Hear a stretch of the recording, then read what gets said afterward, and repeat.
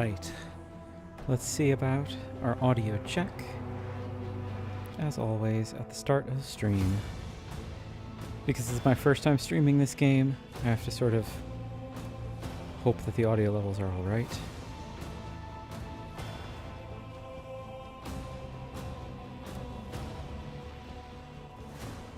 I think I need to turn down the game volume just a hair more. Let's try 45% and we'll see if that works. I'll review the VOD after the fact. Thankfully, this isn't quite as audio dependent as some other games, so I think we'll be okay. Welcome everyone to Warhammer 40,000 Rogue Trader. Before we get into the game, I wanted to start with kind of like a brief intro of just kind of addressing my history with the Warhammer 40,000 franchise, as well as this game. I will say this is essentially a blind and first-time playthrough. You can see I do have technically a continue button. That's because I previously had created a character and ran through kind of like some of the introductory things in the game, and I thought to myself, okay, this is really fun, but I don't think I can be doing this. I don't think I can play a game this complex at the same time as my playing Baldur's Gate 3. So I am now taking a break from Baldur's Gate 3, and this is kind of the perfect thing to fill in the slot that it once occupied, being that this is also a CRPG. So we're going to start a new game. I never went any further than maybe like the first hour of the game, like essentially the tutorial zone. I have deliberately avoided watching any Let's Plays of this game, so this is actually really quite blind. I know very, very little about the game. I know the vaguest notions of some of the characters you get in your party. And I know one or two of the locations you go to, but I don't know the contexts at all. I don't know what the main plot of the game is about, frankly.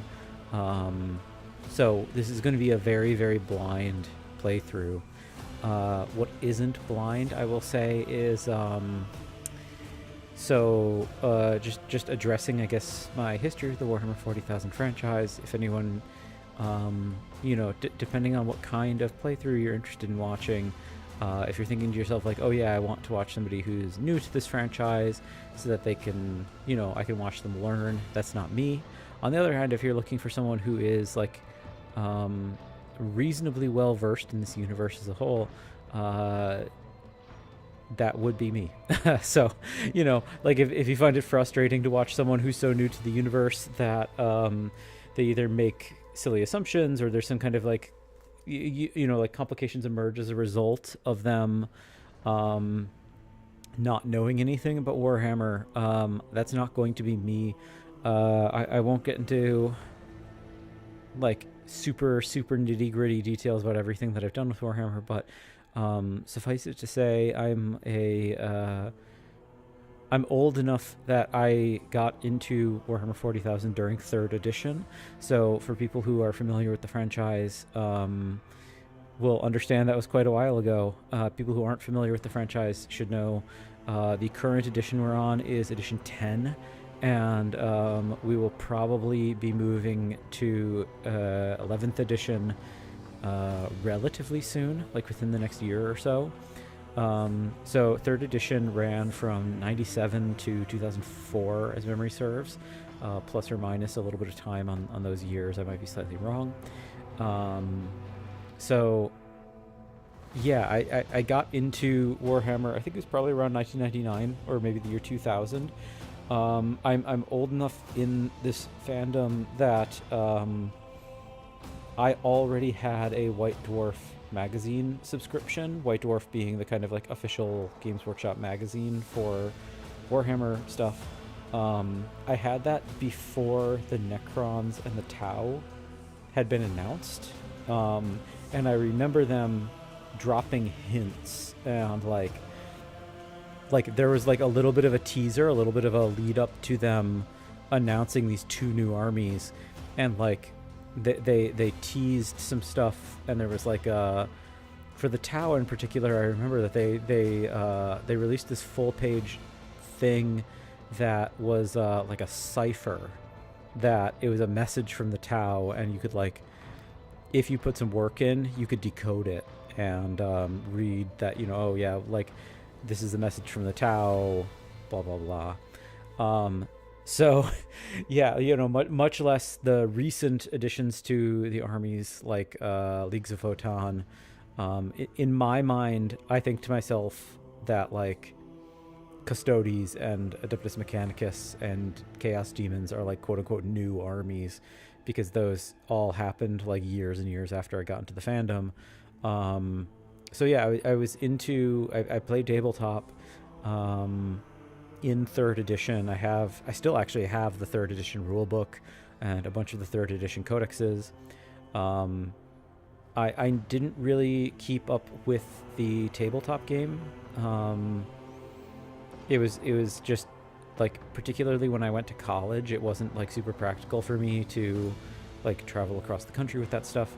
And to be honest, the game that I was always a little bit more interested in, which is part of why I'm interested in this video game, is that there was an Inquisitor tabletop game. And if you're thinking to yourself, oh, Inquisitor Dark Heresy, which is like the next CRPG that Owlcat is working on, is based in part on, there's a paper and pencil Dungeons and Dragons style RPG called Inquisitor Dark Heresy. That's not what I'm talking about. Like years, maybe like a decade before that, there was a different Inquisitor tabletop game just called Inquisitor that had 54 millimeter models. So like standard Games Workshop models today are like about half that size. So it was an all metal, like all pewter model range, and like double the height of models today. And it was a tabletop game. It was kind of, I should actually say, it was sort of a fusion. It had more role play and more character storytelling than, you know, certainly more than regular Warhammer 40k tabletop, and at least a little bit more than some of the skirmish games like Necromunda, but that's probably the closest equivalent that there would be. Look into the Inquisitor tabletop game. It's pretty cool. It was very much a role-playing game, even though it had models and like really crunchy rules for the purposes of like tabletop combat. It was very much a role-playing game because there weren't any mechanics in the system whatsoever for balance. Like, they wanted you to select your gear and your retinue and like who your squad was supposed to exist because of a story. Like, the idea is that like what you have and who your crew are, like, you're supposed to have a reason for that stuff. And that, you know, made for a not so balanced tabletop experience, but it was a really cool game. I loved that game. I played it way more than I ever played 40k as a tabletop experience. But you know, I stayed engaged with the fandom more rather than in the tabletop and such, more in like the storytelling and the like lore community, like way ahead of the actual hobby side of things. So 1 second, everybody. There's somebody like outside my door who's, I think, probably a delivery person. One moment, I'm gonna just see if they need anything.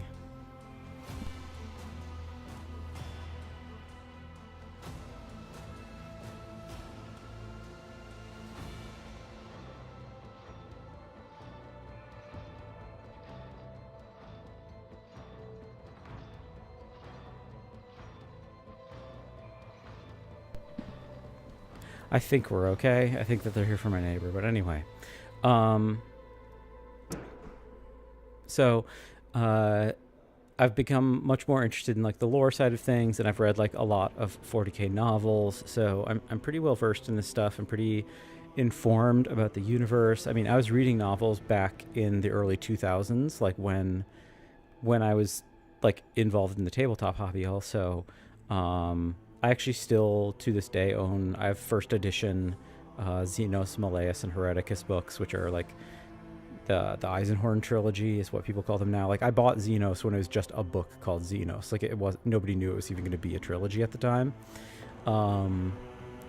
So I still have those. In the last few years, I would say that like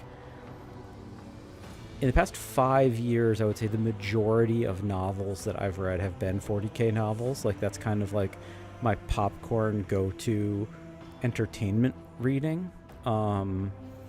And in total, I've never exactly tallied it up. I would guess I've read at this point somewhere between 70 and 80 Warhammer 40k novels. So that's basically my foundation with the series.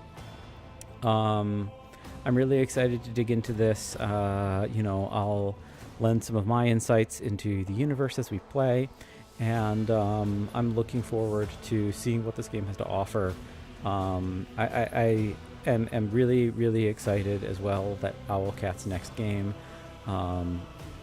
is like a Dark Heresy game. Again, it's based on like the Inquisitor paper and pencil RPG, but like the Inquisitor books are all in all my favorite part of the setting. There's a couple non-Inquisitor books that are in my top 10, but like the Dan Abnett Inquisitor books, like the Eisenhorn trilogy, Ravenor trilogy, Magos, however it's pronounced, and then the 2 Beckwin books. So excited for the 3rd Beckwin book. Like those 9 books that we have so far are like all super, super high in my list of favorite 40k books. Chris Raitt also wrote the Vaults of Terra series about an Inquisitor and an Interrogator on Earth. I think that's pretty high up there. That might be the best trilogy of 40k books. So I'm really excited about the Dark Heresy game, and before Dark Heresy comes out, I want to make sure I get Rogue Trader done, and this is supposed to be like a 120-hour RPG or something. I don't know if I don't think I even have the DLC yet. I can't remember if I bought it or not, so I need to look into that at some point. We'll take a look off stream, and I'll see if I can find. I want to go in essentially blind, but I'll look up a guide online, and maybe there will be some determination as to whether or not, do I need to play those at a particular moment during my playthrough or what? We'll see. I'm looking forward to this. So let's dive in. Let's start with character creation. New game, main story. So it looks like I don't have the RPGs. It looks like you can actually also just like play them on their own, which is like really, really nice. Difficulty. I'm thinking we'll probably just do normal. I was debating if I want to do story. But like I feel like normal, I imagine that will be fine. If we need to adjust it, I do believe you can adjust difficulty after the fact. I'm not 100% positive. But I think normal should probably be okay. We are going to do a custom character. Create your very own rogue trader from scratch. The detailed customization process allows you to choose who your character was before beginning your adventure. With a wide variety of options, you can determine their appearance, their characteristics, and their combat abilities. The 3 preset options I'll make mention are a soldier called Hecata, a operative called Darius, and a warrior called Bahadur. We're going to do a custom character. Next. So, we start with our portrait, and you can choose. It's my understanding from when I did this initially, we can choose any custom portrait we want, or like this is for our 2D kind of sprite representation. It doesn't necessarily guarantee this is what our character is going to look like, but I am thinking I'm going to do I think I'm going to do a lady rogue trader. And the archetype I'm thinking I'm going to kind of pursue is, I know that there's I don't know that much about your teammates in this game, but my general understanding is that like there's some really cool squad mates, and my kind of thought is that like I want my protagonist, my rogue trader, to be like support. Like I want them to be like doing damage buffs and doing like if I can do things that like up accuracy by marking targets or something like that, that's kind of where I'm going to lean. We can always change this based on what we physically make our person look like. I really like this one. I think she's looking real cool. I love the tubes mixed in with the big fluffy hair. She's pretty cool too, sort of more of a pirate queen. I mean, all of these portraits are pretty rad. I'm inclined to this one though. We'll see if it ends up like that. We do. Oh, it looks like it actually altered our look based on the portrait. So I'm curious if I change this. Oh yeah, interesting. Okay, so we can alter our appearance after the fact, but we start with one portrait, and then that becomes the base of our character model. So we're going to start with we are going to start with this one. Appearance, face. Oh no, body type. Oh, it just reset us. Click appearance. Oh, well, it reset us. That's okay. Let's look for. Can I get in closer? No. Character creator is pretty limited in this game. So I shouldn't worry that much. We're also never going to be that in close on the character. She looks nice. She's bright-eyed 9. We'll remember 9. Oh, actually, no. The eyebrows on... Oh, wait. Why did it... 9. Okay, 10.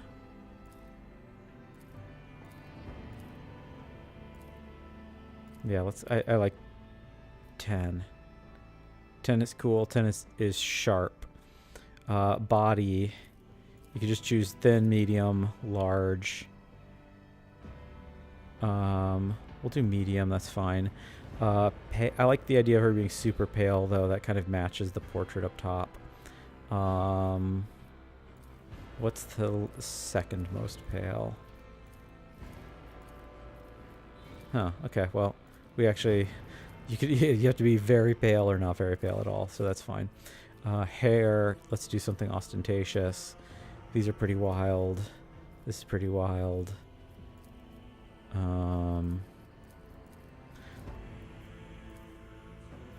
I like ostentatious. I like the over the topness of 40k is part of the joy. This like big hair with the big braids is also pretty cool. You know what? Let's do that for now. We'll do pretty dark, but not all the way dark hair. Oh, we do get to individually choose our eyebrows. I kind of like the super heavy eyebrows, though. Those are cool to me.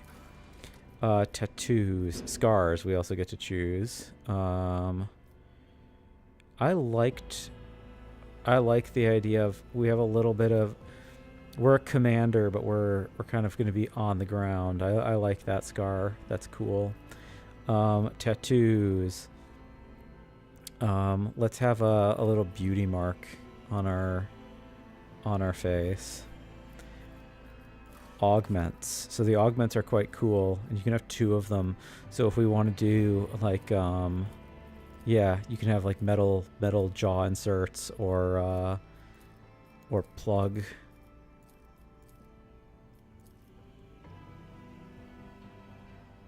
I don't hate the look of the metal jaw.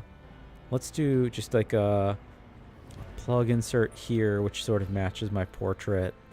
Let's see about a second augment. Can we have... I don't just want the left side. I wish I could have more like tubes rather than... Let's see if we change our hair. Can we see the tubes better? Not really.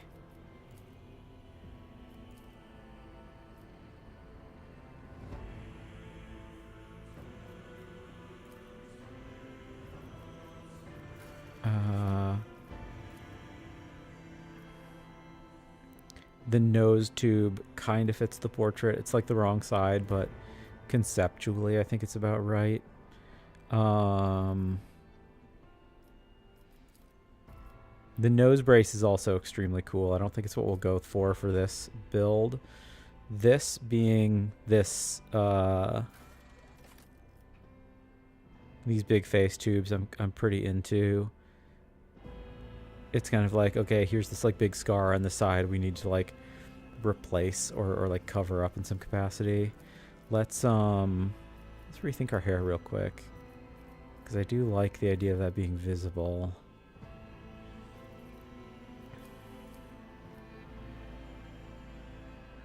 The big ostentatious hair is pretty silly, but we're gonna go for it anyway. Need to investigate.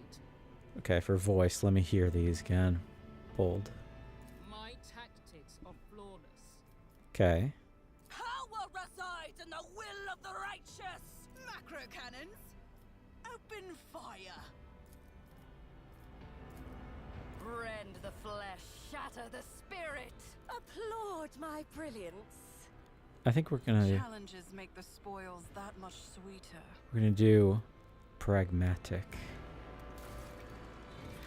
Alright, we choose our home world, and we can choose Death World, Voidborn, Hive World, Forge World, Imperial World.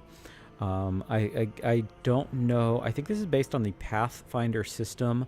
I don't know Pathfinder very well. I know it's incredibly crunchy, and there's like a lot of number calculation. Let me just see real quick, because I think what we're going to want is, I think it's Fellowship, ability to interact with other creatures. Yeah, I think we're going to want that. I think Int and Fellowship are going to be like our main... Int, Fellowship, Willpower maybe are going to be probably like our main go-tos. This one doesn't have any benefits. Perception. Fellowship is worse for someone from a fortress world. Perception up. What gives me... So, Hive World gives me Fellowship, but worsens my willpower. I also get Camaraderie. Can pass willpower resistance tests. Outnumber. If a Hive World character has melee superiority against an enemy, it's increased by +10.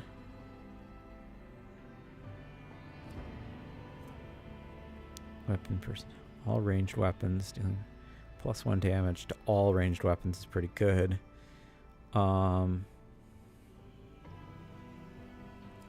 This seems about right to me. This seems to be like the support character.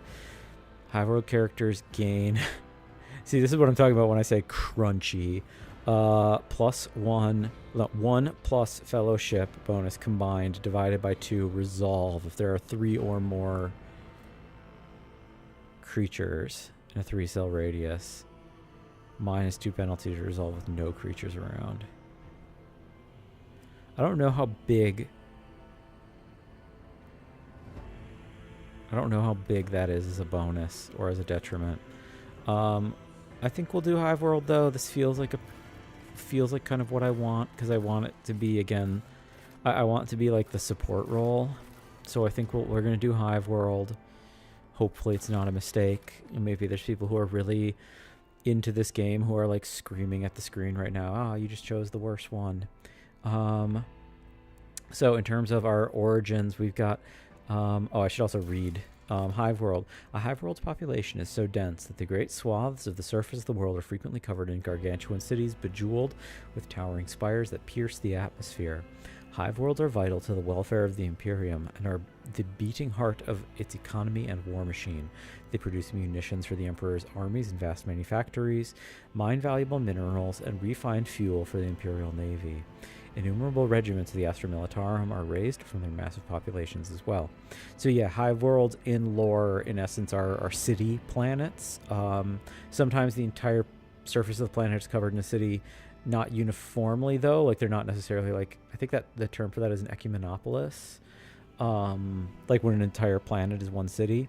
That's not uniformly the case. Sometimes there's often just like a bunch of hives in different parts of a world, and then like vast stretches of wasteland in between.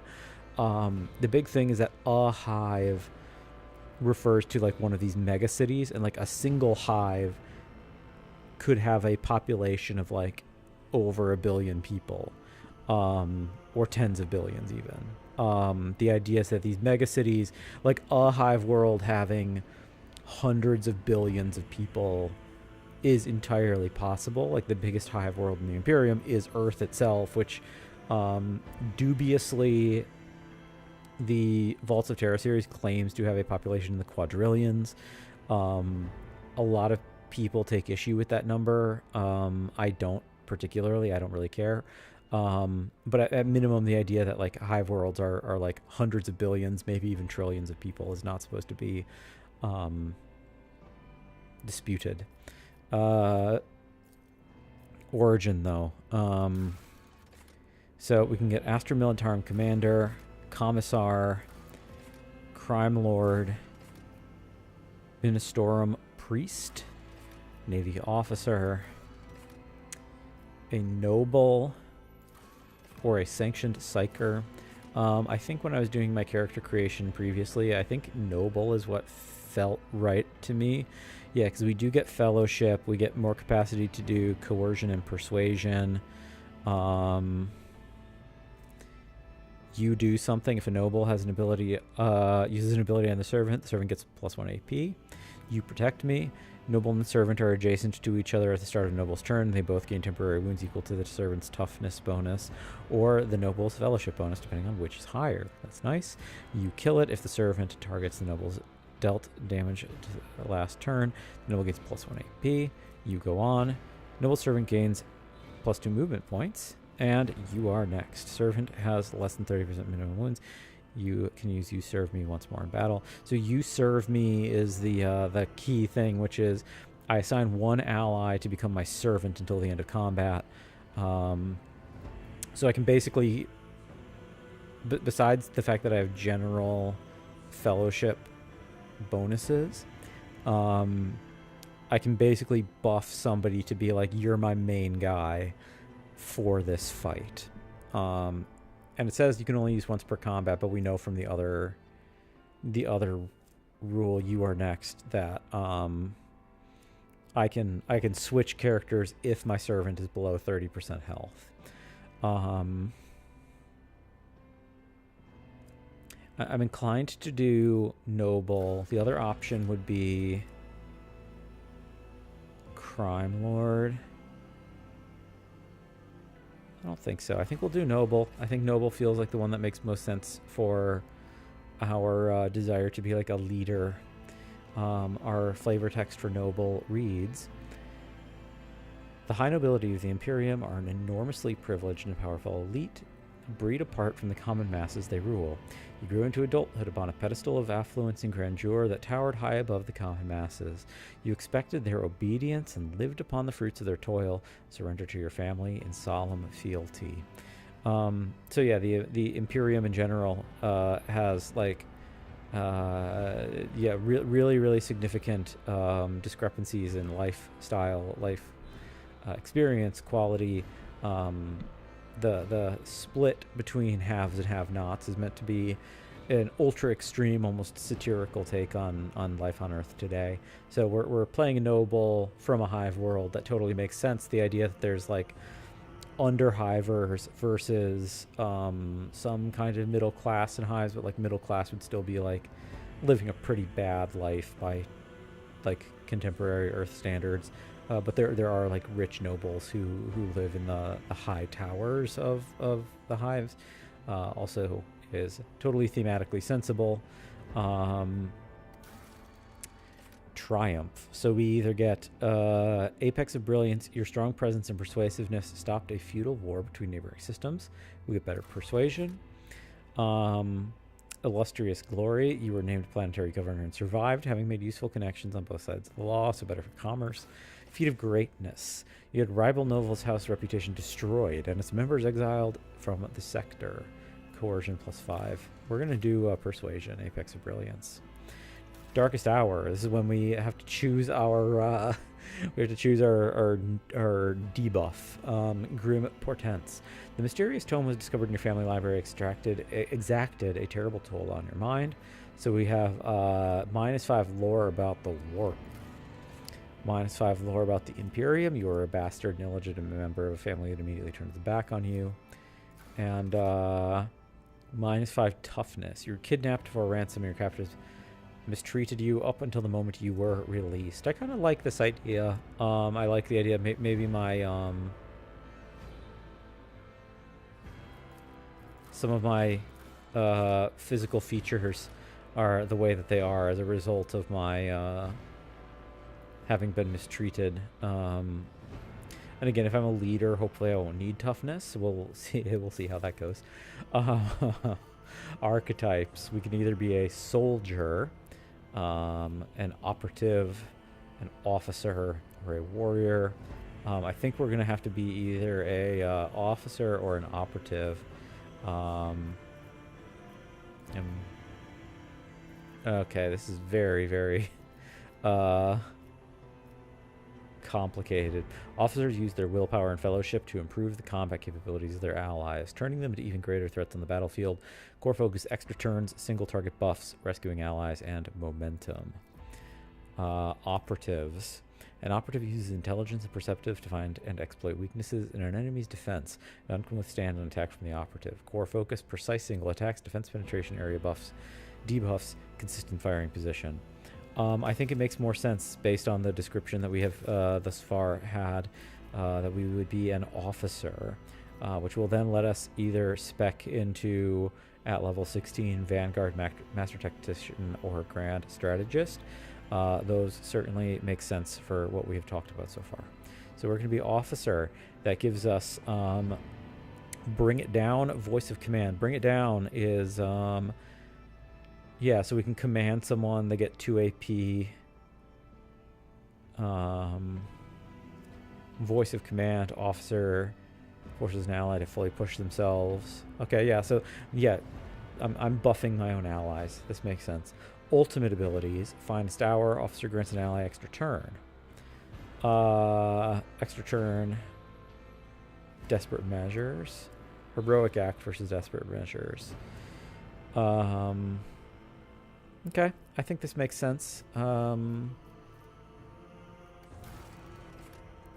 now we have to assign some points. I have 30 points available. Weapon skill, ballistic skill, strength, toughness, agility, intelligence. We're actually going to up our willpower a little bit just to get it to that flat line 30, so I'm not completely debuffed. I kind of want to push my fellowship all the way up to 50. That's the max it'll allow me. I want my ballistic skill up just a little bit, I think. Because in addition to ordering allies around, I think like being able to contribute a little is going to be to my benefit. Intelligence, acumen, reason, knowledge. I think we'll lean into buffing everything we already have buffs on. Ballistic skill just so I can contribute a little bit. I wish I could do some for perception. That would be nice to get ahead of dodging. Willpower, stand the horrors of the warp. I think it makes sense that we stick with what we have right now. I think this is fine. I hope that putting 5 into ballistic skill is more sensible than putting 5 into perception. But then again, because we're going to be buffing our teammates, I think maybe we do take 5 away. Maybe we put that into perception. Yeah, why not? Let's see how this goes. We have a sword class frigate. We don't have any other options right now. I presume that if you get New Game Plus or something, maybe you can choose different ships. So, the Sword Class Frigate is a classic void ship design proven in thousands of battles, combining decent firepower, high speed, and respectable survivability. It's 1.6 kilometers in length, so just shy of a mile long. 0.3 kilometers of beams at the fins, approximately. Tonnage 6 megatons, approximately. Number of souls 26,000. The Von Valancius flagship is the mightiest void ship belonging to the Von Valancius. Valancius. Yeah, it is Valancius, not Valencius. Von Valancius dynasty. Every system aboard this frigate has been tried and tested in innumerable engagements. Its weapons and turrets deliver hard-hitting volleys with pinpoint accuracy.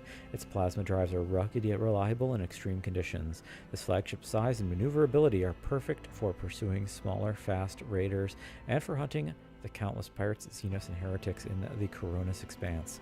Numerous Von Valancius rogue traders have acknowledged the exceptional performance of this vessel, and with a few minor updates, the flagship has continued to faithfully serve the Von Valancius dynasty.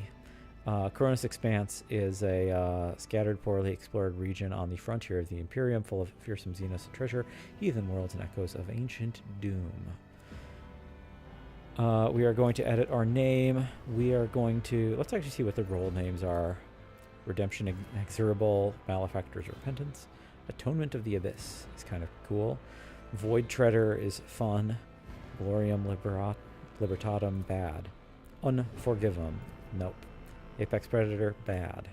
Light in the Void, bad. Invictus Irabis, okay. Don't like any of these. We are going to be the Hecaton Kyrie? Is that how it's spelled?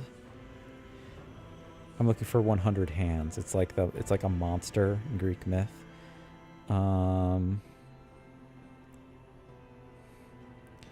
Hecaton. So it is Hecaton, Cheire. 100 arms and 50 heads. I did actually spell it right first go. Good for me. The Hecaton Kyrie is going to be our ship name. And then we get to choose our name as well. It looks like we just choose a first name. Let's see what they got. Amabel, Isiabel, Zabalia. They really like ball, huh? Regia. Little pretentious for a noble, huh? Lucindia. Caroline. We are going to be in a nod to my beloved Bloodborne. We're going to be Yosefka. So that's an I, not a lowercase l. So Yosefka. So Yosefka is a noble from a hive world. We're brilliant, but we have the shadow of torment cast on us. So we are a little less caroused, more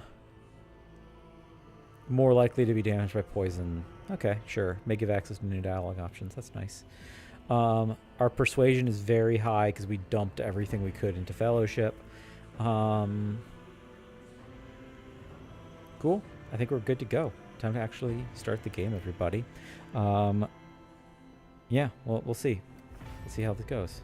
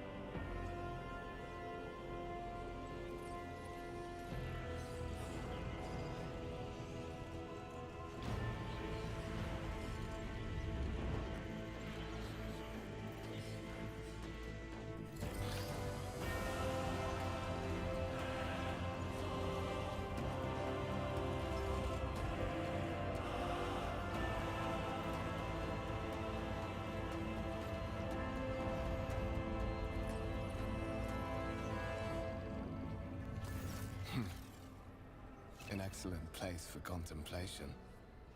One has the best view of the cathedral from here. Mesmerizing, wouldn't you say? An impeccable manifestation of the God Emperor's sublimity. Sorry for the dropped frames, by the way. I think that's just how the game runs.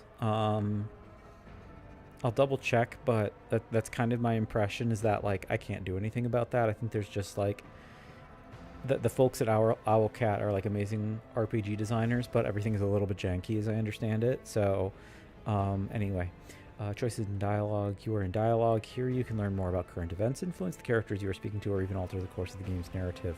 Your character's personal story depends on the dialogue choices you make. Available dialogue options are displayed on the right. Select a reply by clicking or pressing the corresponding digit on your keyboard. Got it. So we are speaking with Kunrad Witherby. Prepare for some real goofy names. Very classic Warhammer, that like you're often going to have intentionally slightly misspelled versions of real world names. Like the Inquisitor series that I mentioned has one of my favorites, which is that one of the main characters of the Eisenhorn books and then subsequently the Bequin trilogy, her name is Elizabeth, but it's spelled Alizebeth. So it's Elizabeth, like the regular name Elizabeth, but the E and the A have swapped positions. Sometimes some of the audiobook readers will pronounce it Elizabeth, or like they try to emphasize that like the repositioning of the vowels means something, but I think it's literally just supposed to be pronounced Elizabeth. And similarly, I suspect this guy's name is just Conrad, not Kunrad, or like anyway. We'll see if other characters say his name. Truly awe-inspiring. Truly an awe-inspiring sight.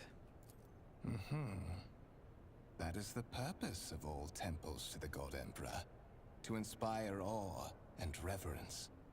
For it is the duty of his servants to persevere in their tireless service until they are presented with the chance to give their very life for the master of humanity.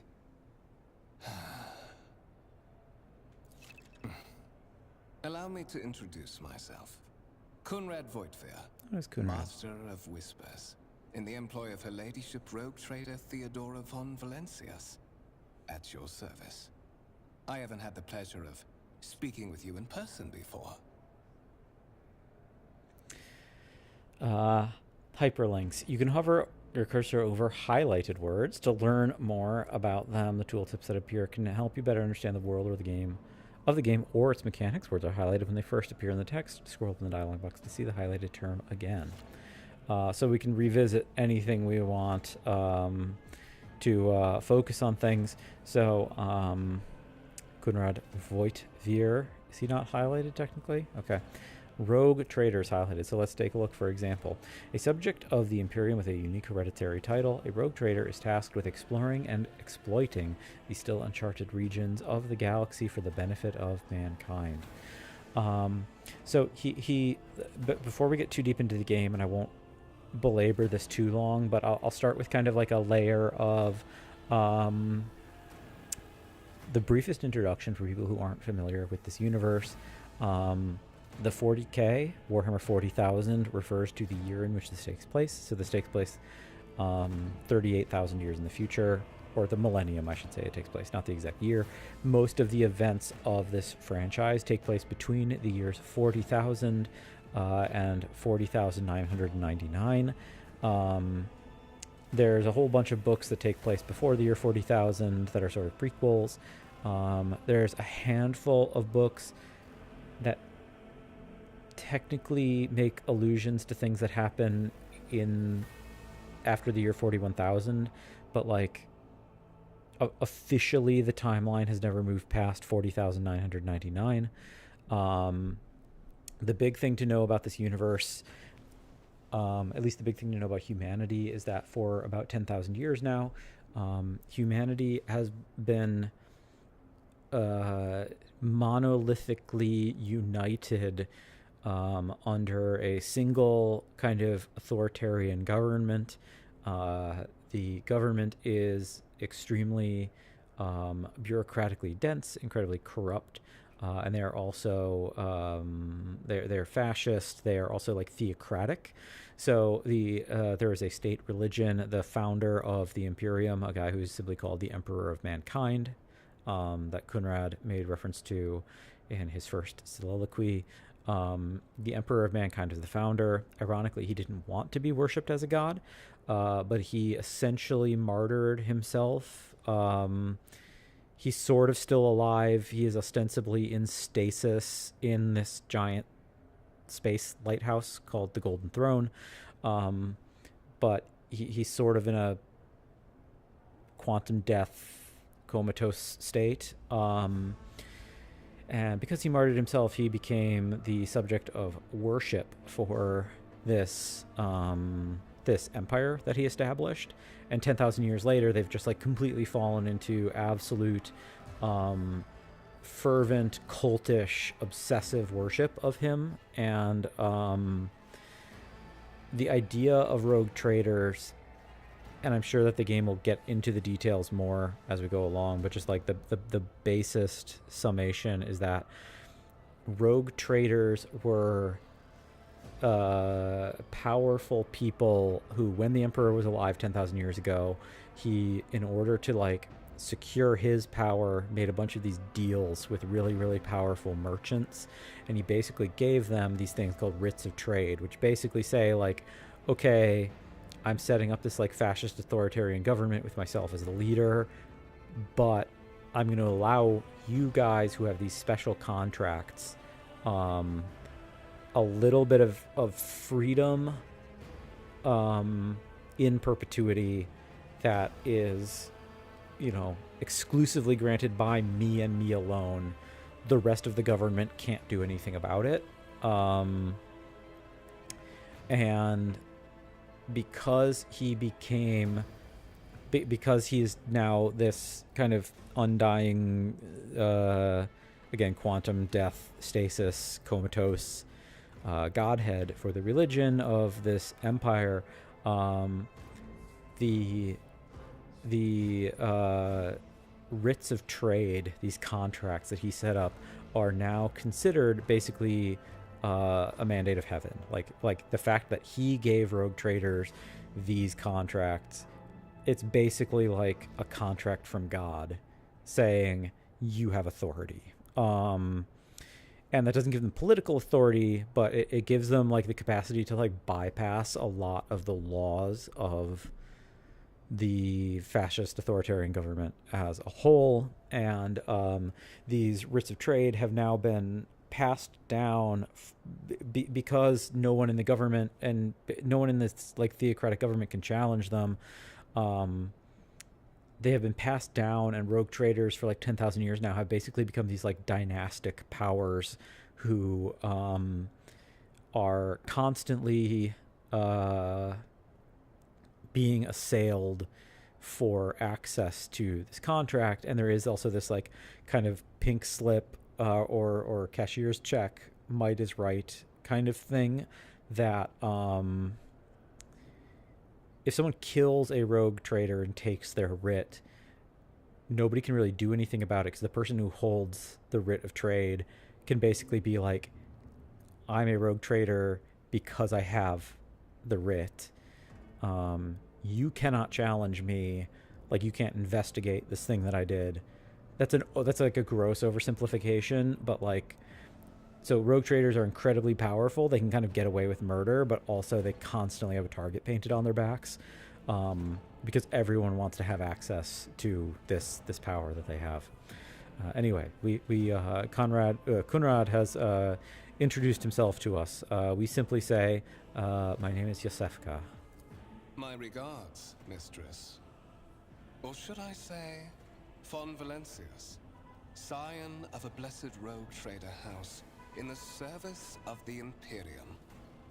Perhaps this kinship came as a shock to you, understandably so, given that all evidence of the connection was lost in the generations separating you and Lord Captain Theodora. It required no small effort on the part of her ladyship's servants to discover and verify this blood tie, which has now made you one of the heirs of this dynasty. Yeah. So again, rogue trader dynasties. Note also that like human augmentation is significantly more advanced now in this future than in the past. People can live to be like 500. There's also all these different birthing technologies. So it's entirely possible that a female rogue trader, like hypothetically the Von Valencius ladyship, very well could have like 100 children who, like, she could be like 500 years old and had like a bunch of babies like gestated like in like test tube babies basically. But anyway, who knows? Well, we don't know anything about her yet, so we'll see. Lord Captain, a strange title for the Lady Theodora. Such are the traditions of the Imperium. Lord Captain is the title that was established in the annals of the Lex Imperialis at the time when the first rogue traders entered the God Emperor's service, and therefore it is sacrosanct. So Lex Imperialis, Codex of Imperium Laws, is, yeah, it's like their equivalent of a constitution. It's like the foundational document of the Imperium. You have a curious title, Master of Whispers. What are your responsibilities? To put it plainly, I am the head of the network of spies and informers who serve the interests of House von Valencius. I uncover weak links both among Lady Theodora's retinue and in the ranks of her rivals. I eliminate our vulnerabilities and exploit those of others.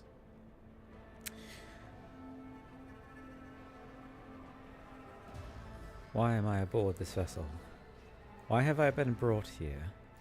So that you may fulfill your blood duty. Whatever obligations you had before, they are henceforth null and void. By order of the Lord Captain, you have been requisitioned to serve the rogue trader, indeed blessed by the God Emperor.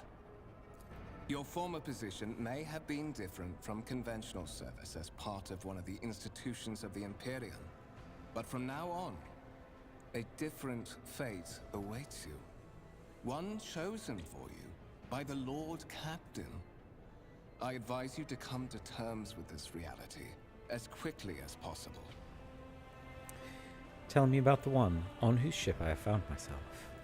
I would rather not discuss the Lord Captain behind her back, especially not on board her ship.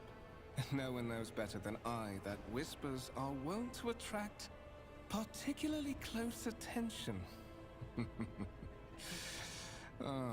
Suffice it to say that her ladyship is the bearer of the sacred warrant of trade and a woman of immense power and entitlement.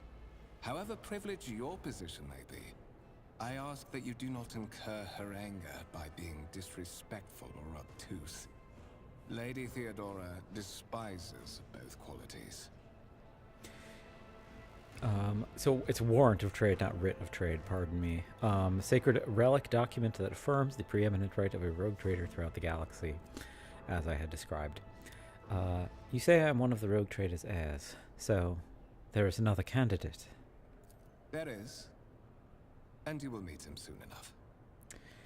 I assume you had some goal in mind when you decided to seek me out. Let us address it. But of course, I have come to invite you to a meeting with Lady Theodora. I imagine you have many questions for your patroness, and I'm sure she has just as many questions for you. It is regrettable that you haven't yet had an opportunity to speak. It has been an arduous voyage thus far. The Lord Captain and Master Edelthrad von Valencius are conversing on the observation platform. Let us join them there. Okay, so we can go to the journal. Follow Kunrad. You move your character by clicking on left mouse button on the screen. A symbol will appear. Character will move towards it. The spot you chose is inaccessible. The symbol will appear in the closest accessible location. Okay, nothing really new or unsurprising. Controls pretty similar to Baldur's Gate. I will get used to whatever differences there are soon enough, I'm sure. We can't warp the camera on a curve. We can zoom in and out, but it doesn't get level with the ground. So let's just click in, I suppose. Oh wow, we zoom. Okay, we zoom. And we are in a room. Low deck enforcer.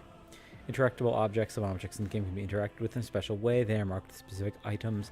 Some icons allow you to study objects. Others transfer your character to a neighboring location or launch a small event. These icons become visible when your character is standing close enough to the interactive object. Click left mouse button to perform the associated action. Some interactive objects, such as doors or chests, are not always marked with icons, but the cursor changes when you hover over them. Hover your cursor over the object. The cursor changes. The object is interactable. To highlight objects your character can interact with, we hold tab. So if we hold tab, yeah, we can see. Oh, we check with the deck enforcer. Hello. If I see you raise your head again, we'll head you over to Tech Priest for servitorization. Yeah, they don't have everything. Not everything is voiced in this game, unlike Baldur's Gate. But we check with the table. What's at the table? A massive conference table, obviously crafted from real wood, a resource of incredible value aboard a void ship. Yeah, void ships, that's to say spaceships in the 40k universe. Real wood is like a sign that you're ultra wealthy, like any wood whatsoever in space, obviously. We chucked the engine seer. A deck litany for machine placidity is required. Vox casting to initiate the consecration of unguents and preparation of technomats. We talk to the technomat also. Hello? Does he have nothing to say? No? Okay. Show data on the vid screen. Sacred mechanism has been interfered with without due reverence. The duration of the data processing cycle has tripled. Show data on the vid screen. Lay people interfering with the operation of sacred mechanisms disturbs the machine spirits. In the name of the ominous high, refrain from further profane acts. Okay. Okay, so that's the vid screen we're taking a look at. So these guys with the red uniforms, this guy's one of them as well. So they're part of the cult Mechanicus. They are part of a religious cult on Mars. The color of the red robes is a reference to Red Planet. Basically, all technology in the Imperium is under the auspices of the cult Mechanicus, or Adeptus Mechanicus. Adeptus Mechanicus. They are a tech cult that believes that machines are holy, and like technology is itself basically like a god, that when humans have like inspiration towards creating new technology, that's them basically like channeling God, or like communing with God in a sense.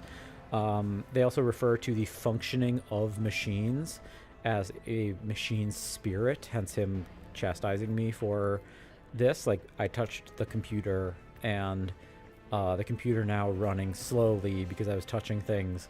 He's like, oh, the machine spirit is mad at you. So anyway, we see what's on the vid screen. Incomprehensible information is displayed on a large screen about the cogitators. You can make out references to unfamiliar systems and worlds among the numbers of logisticar symbols. So cogitator is computer in 40k language. We're gonna have to learn a bunch of terminology like this. Similarly, they don't say radio, they say vox. Let's see if we can talk to more people. Have you heard? Apparently, the lower decks have a big influx of new blood after the last on-world resupply. There's some pestilence spreading through the crew. That's why we had to make up the shortfall. Last time it was blue leprosy that cooled our ranks. We talked to a noble guest over here. How long do we have to wait for an audience? How many days has it been already? Let's see what else is around here. Anything I can interact with? Just a worker. Another noble guest. How long do we have to wait for an audience? Oh, same thing. And then a noble guest who is praying at a shrine. May his will strengthen my heart. May my humble deeds be for the benefit of humanity. Yeah, don't have too much more to say about all of this. I will make mention. So even though we're 40,000 years in the future, there is this notion that technology has also stagnated, in part because of the cult Mechanicus. So although they do believe that the invention of new technology is like a holy act, they also are like incredibly controlling and skeptical of the creation of new technologies, and they strongly believe in this idea of like what they would call tech heresy. Like they basically think if someone makes technology like without their approval, basically that's tech heresy, and it'll be like suppressed. And humanity, the idea that humanity is kind of plateaued, is also tied to the emperor being in his stasis or whatever. There's this idea that like things created after the emperor's era are treated with particular skepticism. Like the idea that like, oh yeah, the emperor had this level of technology available to him in his life, like those are the holy tools because they're like what he used to conquer the galaxy. So like developing new things is potentially heretical because it's not what he used, and because they believe that the emperor is a god, if he had access to more powerful technology, he would have used it. Or like there can be nothing more powerful than what he used because he would have used it otherwise. So anyway, we proceed. Hello, Conrad. Oh, open door. Okay, cutscene. One of the Fon Valencia's trophy rooms. Perhaps you would like to take a look around after your audience with the Lord Captain.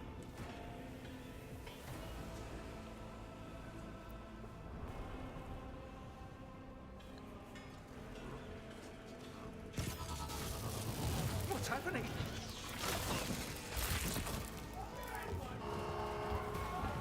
Run! The servitors have gone berserk!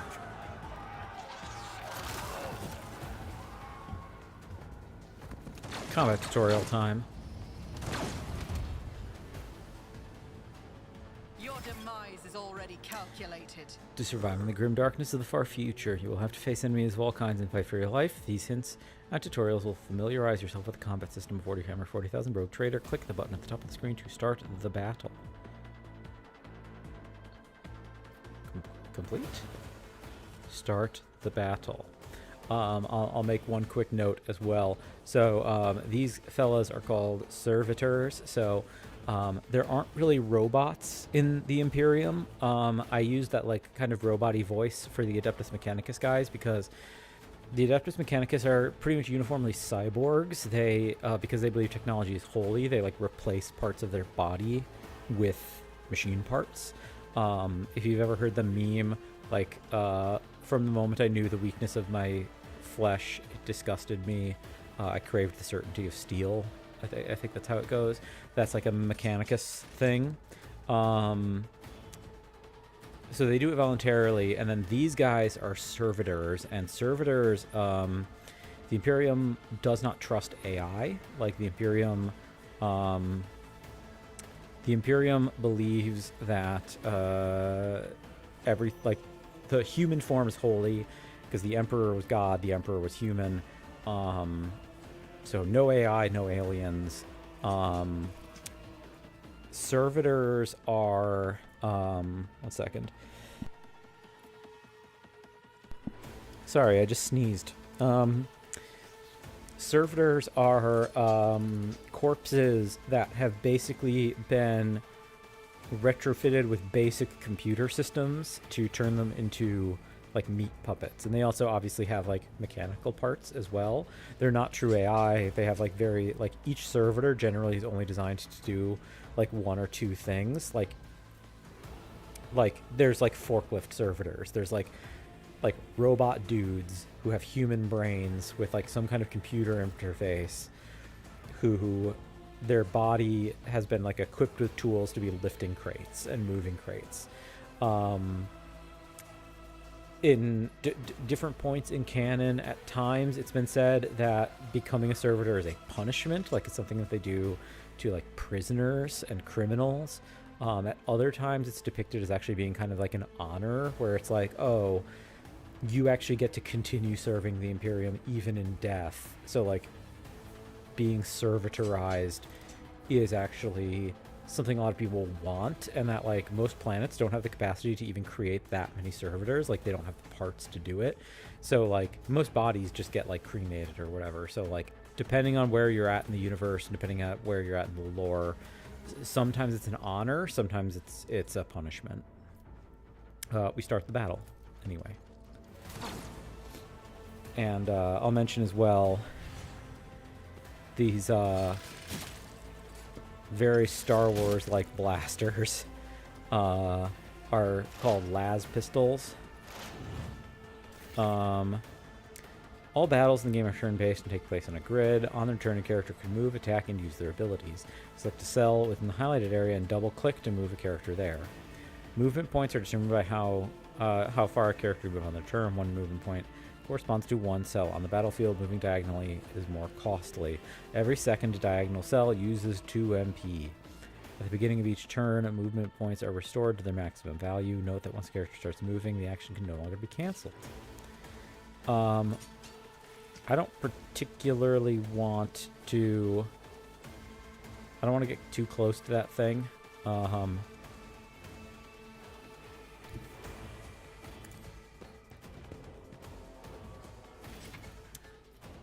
make attacks and use abilities in combat, a character must spend action points, or AP. Their total is displayed on the panel at the bottom of the screen. Every attack or ability has a certain AP cost associated with it. The number of squares next to the icon of attack actions and other abilities indicate their AP costs.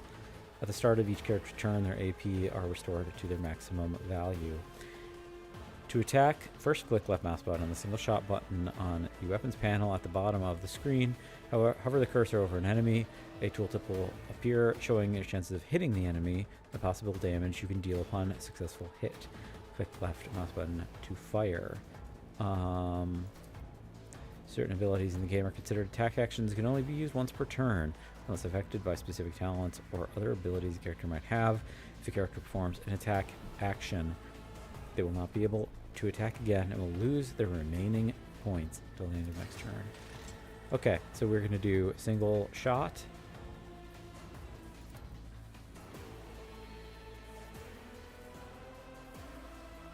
I have a 45% chance of hitting.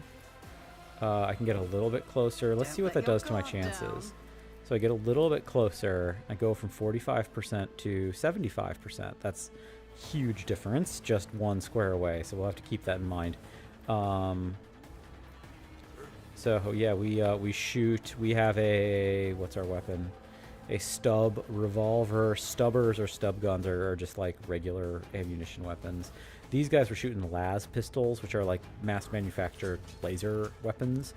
They get made fun of a lot in canon, but at the same time or like fans, I should say, make fun of it. In canon, they're totally fine, but they're actually supposed to be quite powerful. We shoot with our stubber. I'll see to it personally. We miss a 75%. That's a bummer. Ending the turn. When you're ready to end your turn, press space or click the end turn button at the bottom of the screen. Can I do... What are you? You serve me and voice of command. I'm going to do a you serve me on this fella. Why not? And then space to end turn. Of course, a car alarm is going off. End turn. I'd like to think he hit because of me. Maybe not, but... Well, he's dead now.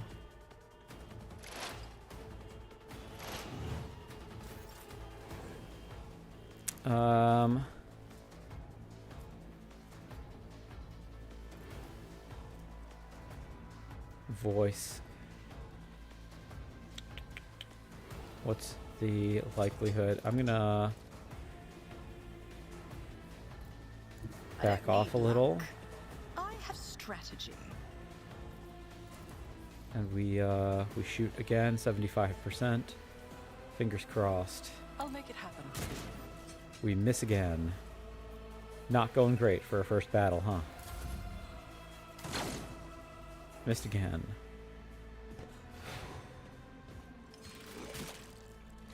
Am I gonna die to the first battle in the game? I wonder. On it. 5 damage. Yes, 22 health remaining. That's bad.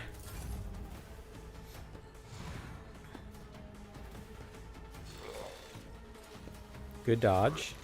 Good dodge. Good dodge. Okay, maybe it's scripted. Okay, that's good. 14 damage is a big deal. Thank you, Conrad. I imagine that this is semi-scripted, that he will maybe like always dodge to like I'll see to it dodge that tank way. this.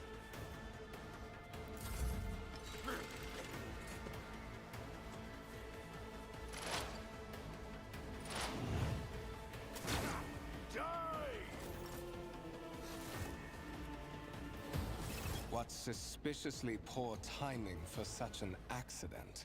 Servitors malfunction on the officer's deck at exactly the same moment when the rogue trader and her heirs are gathered here. I have blocked all passages between the upper and lower sectors of the residential decks.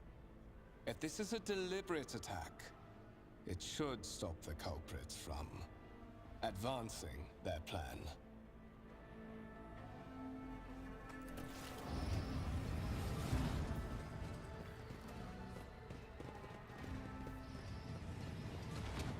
Spread out. No one is allowed to enter the premises. Stations. I'm afraid I must remain here. For Lady Theodora's safety, I have to oversee the execution of these orders personally.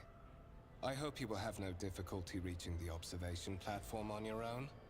It is just at the end of this corridor. Okay. We can do that. What can I investigate real quick? We take a look. The wires in the servitor's head are still smoldering. It would seem that the cause of this malfunction was short-circuiting of their motive force. Motive force is another idea that the Cult Mechanicus has. It's like motive force is like is both the notion of like electricity, but also like the physics of like how engines interact. Like the Cult Mechanicus basically believe in not the entire Imperium like subscribes to like their vision of like the like religion, but Cult Mechanicus believes in this basically a trinity. They call it the machine god, it's the machine god, what is it? Machine God, motive force, and I forget what the third is, but they basically believe it's like a Father, Son, Holy Spirit kind of thing, and motive force would be the Holy Spirit equivalent. And they believe that the Emperor himself was like the Sun equivalent. Tarantula sentry gun constructed with the blessing of the Adeptus Mechanicus using a standard template construct on the manufactorums of Kiava Gamma. Standard template construct is one of those things that I mentioned of like technology being holy. STCs are standard template constructs that were even before the Emperor took over humanity. When humanity first spread out to the stars, there were these machine manufactories that were able to determine what could be built on a planet based on the resources that planet had access to, and these had these super easy to put together, ultra efficient, like extremely long lasting, hard to break, hard to mess up forms called produced by the standard template constructs. So the reason why you get such uniform technology all throughout the Empire is because like way back even before the Emperor was the Emperor, humanity spread out to the stars with these like, okay, we engineered like the most simple and efficient way to make a powerful gun or a powerful tank or a powerful turret or whatever. We take a look at the next thing, this tank. Lehman Russ battle tank, reclaimed and restored by the grace of God Emperor. The first to breach the capital walls during the pacification of Vortez Catan. Lehman Russ battle tank, you can have that in the tabletop, named for Lehman Russ of the Space Wolves, the Primarch, the founder of the Space Wolf Space Marine chapter. The exhibit is unfinished. Another symbol of the House von Valencius's, I couldn't see that because of him. Valor will be displayed here at some point in the future. I wonder if we'll get something, like we'll unlock something that can then be displayed there. Rise to the top, or get left in the dust. Let's see what else we got.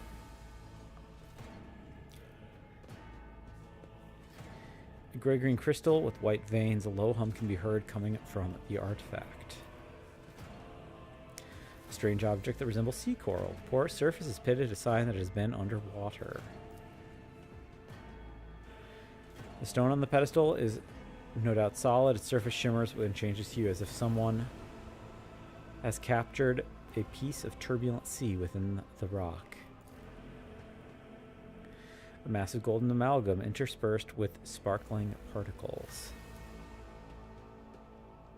A black shard resembling obsidian. If you look closely, you can discern a strange, barely perceptible glow inside the artifact. And lastly, a violet alloy, upon closer examination, turns out to be a handcrafted object. Symbols carved with a primitive tool are visible on the surface. We checked the map as it said. Not super useful. I always have a backup plan. I thought this is what the direction he had indicated to us that we should go, but I am evidently wrong. Oh, we have a selector tool. That's neat. Hopefully that'll be useful for either controlling my team later or possibly mass looting.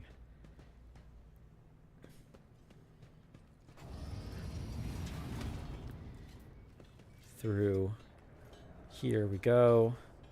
We see we're on the upper decks of this massive ship. Upper deck, at least of this zone. I guess the question is, do we go down here? We have a tech priest with some servitors, crew officers. We talked to Yocasta Sourback. No initiative, no independent thought, only the Omniscience commandments and adherence to protocols. If I see you raise your head again, I'll hand you over to the tech priest for servitorization. Always So again, keep your eye it's on an the example of it prize. being a punishment. Crew officer. May his will strengthen my heart, and may my humble deeds be for the benefit of humanity. We check in real quick. Lifts carrying people around the deck move with a loud grinding noise.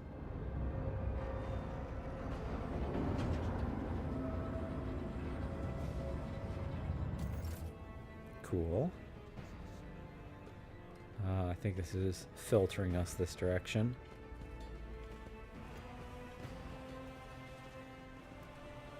There are more servitors running around, which doesn't make me feel the safest, given that a bunch of them just malfunctioned. We check over here and see...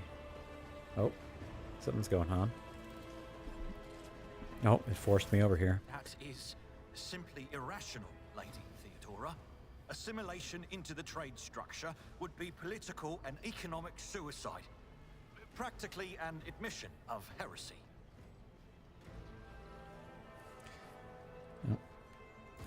Then suggest an alternative that will satisfy me.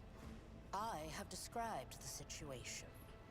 No worse than my seneschal could have done. Make a decision. What will you do with Ion 6, Edelthrad? We survey the room.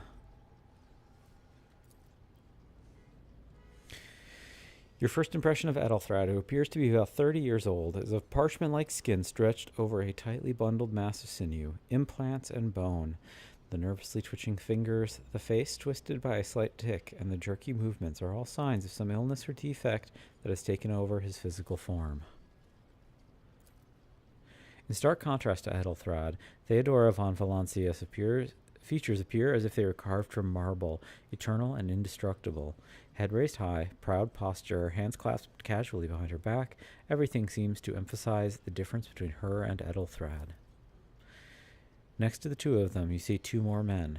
One is a gray-haired officer of impeccable bearing who is studying contents of his data slate. The other is a behemoth, bristling with holsters and baldricks, containing all manners of weapons.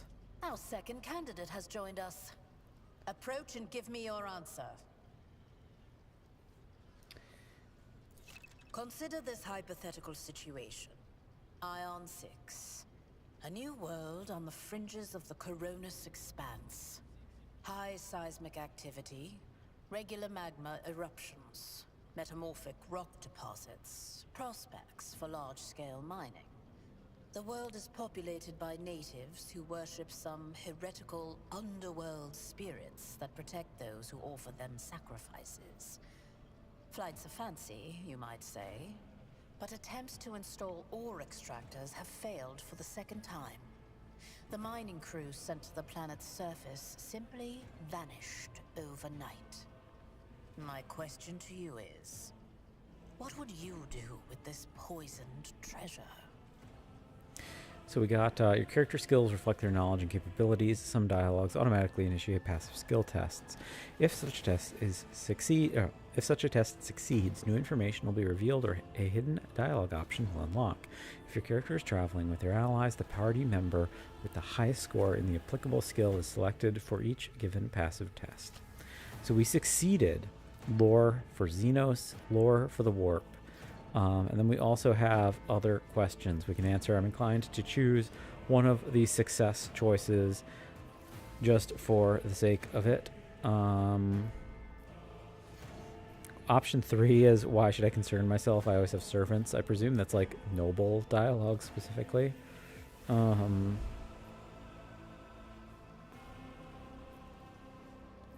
If these spirits could dangerous aliens.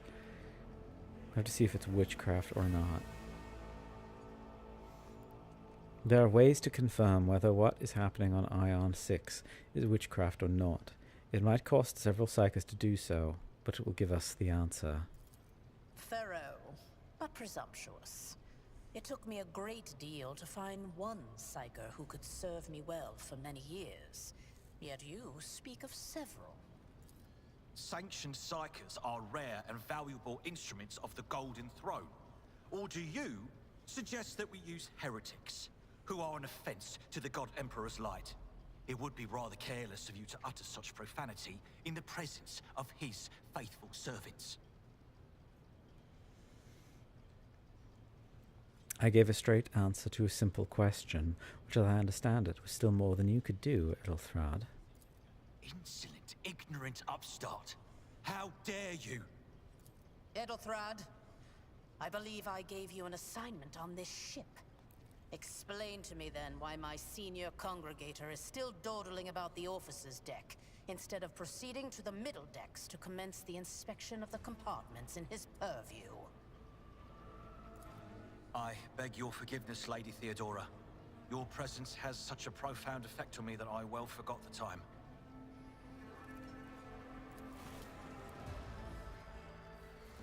So, why are you here? Was it not you who sent for me? You have ceded the opening that was offered to you in a woeful display of meekness. Admittedly, this tendency is equally strong in all who toil in the Emperor's service. Immutable hierarchy, absolute obedience, lickspittlery, compulsion to please. I value none of these things. From the moment my envoys came for you, the terms of your existence changed. My name is Theodora von Valancius Massimo of Scaris. I am a rogue trader in the service of the God Emperor of humanity. And my rights and freedoms are vindicated by a most sacred relic. The warrant of trade, kept aboard this very vessel.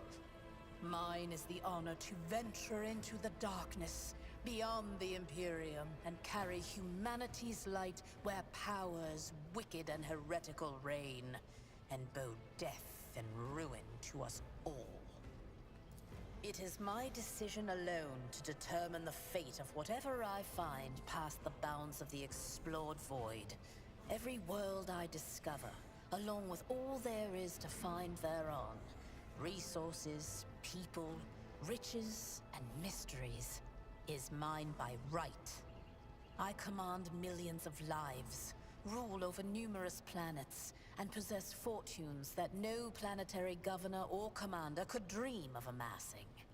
And you are one of those with Fon Valancius blood in their veins and a rightful claim to this inheritance when the hour comes. I'm ready to take on this sacred purpose. Oh yes, you would be, wouldn't you? The question is, am I ready to choose you over the rest? You came aboard hours before the warp jump, and have not yet distinguished yourself in any way. As things currently stand, I have doubts that you are suitable for the role of rogue trader. Bloodright alone is not enough to earn the high honor of becoming the bearer of a warrant of trade. Nonetheless, your abilities and talents may yet prove useful. If not for the role of Lord Captain, then for that of their closest ally. Alas, even those responsibilities can at times be too challenging for those who share your blood. Kunrad Voitvir served me for many years before he made his mistake. Did I hear you correctly? The Master of Whispers is related to you? His kinship to me is most distant, as is yours. Nonetheless, he does bear the name Fon Valancius, even if he avoids using it publicly, and as such, strictly speaking, can be considered my heir. That door, however, is closed to him. Voitvir's performance in his current role is satisfactory. Or it used to be, at least. One of. Does this mean there are other heirs? Naturally.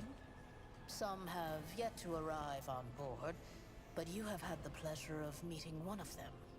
Edelthrad may be somewhat disconcerted by the scale of the responsibilities that may potentially fall upon his shoulders. However, I have a good feeling about him as a candidate. If you are satisfied with Edelthrad, then what sense is there in having this conversation? Why are you wasting your time on me?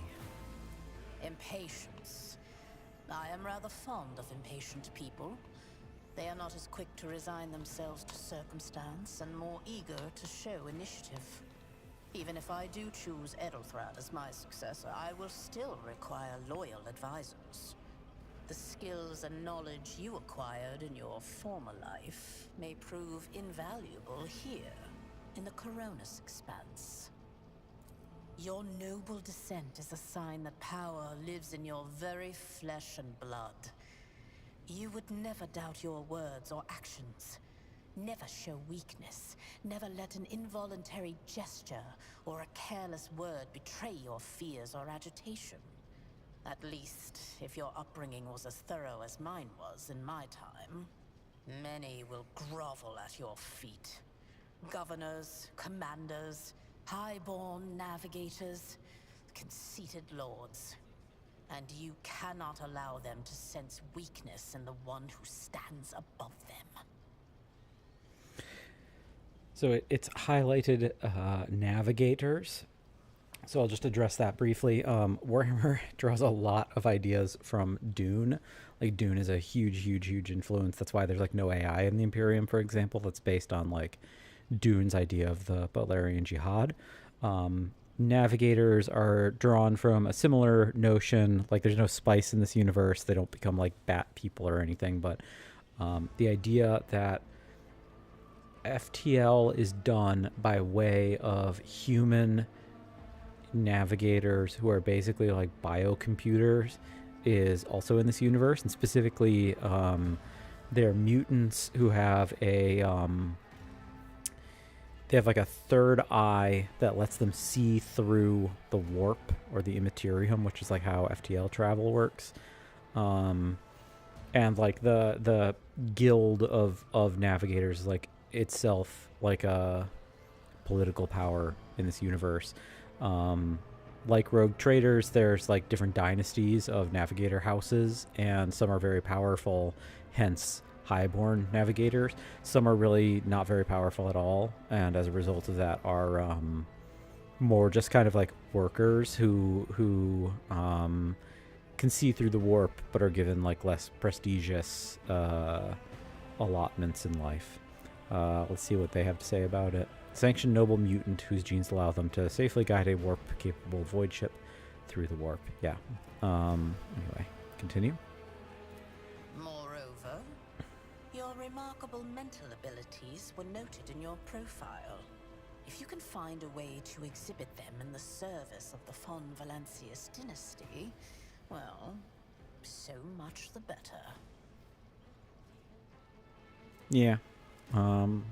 Yeah, that's what I leaned for. Anyway, thank you for clarifying. May I ask you my questions now?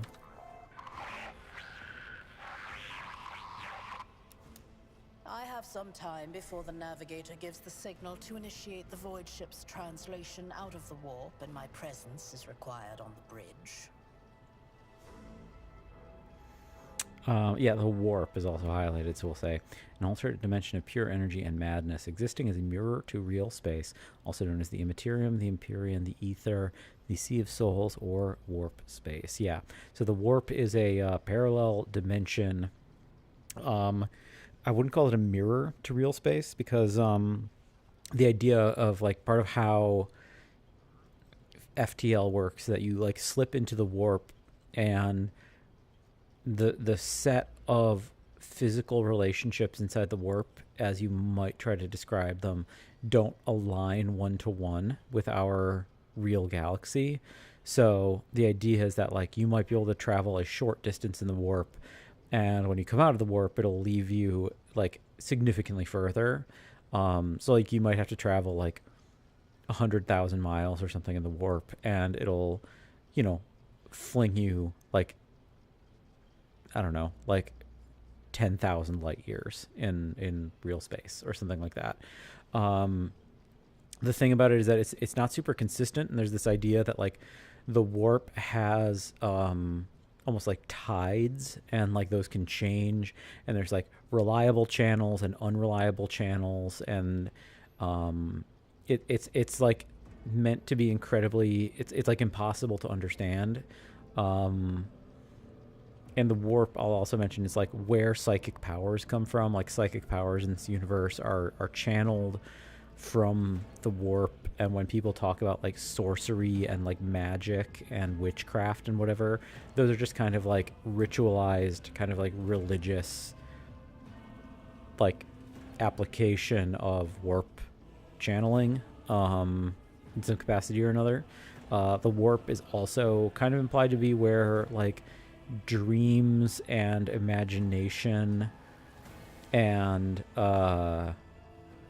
even to a certain degree like emotion come from. Like it's where human souls come from also, and it's also where demons come from. So there's like demons in Warhammer 40,000. I'm sure we'll encounter them eventually in this game, but yeah, demons are basically like emergent intelligences that exist in the warp. Anyway, an incident took place on the officer's deck. Some servitors went berserk and attacked the crew. Is that so? Perhaps the technomats were careless during maintenance. Or it could be the warp playing tricks on us in spite of the Gellerfield. Or perhaps there is something to all the stories about the ship being possessed after all. So the Geller field is a basically a force field that keeps ships safe from the warp. Like it like prevents demons from getting into the ship. Um, yeah. So yeah, in spite of the Geller field, and like hypothetically, there could be like cracks or like there could be some like momentarily split second failure or whatever that then allows corruption from the madness of the warp to kind of creep into a space.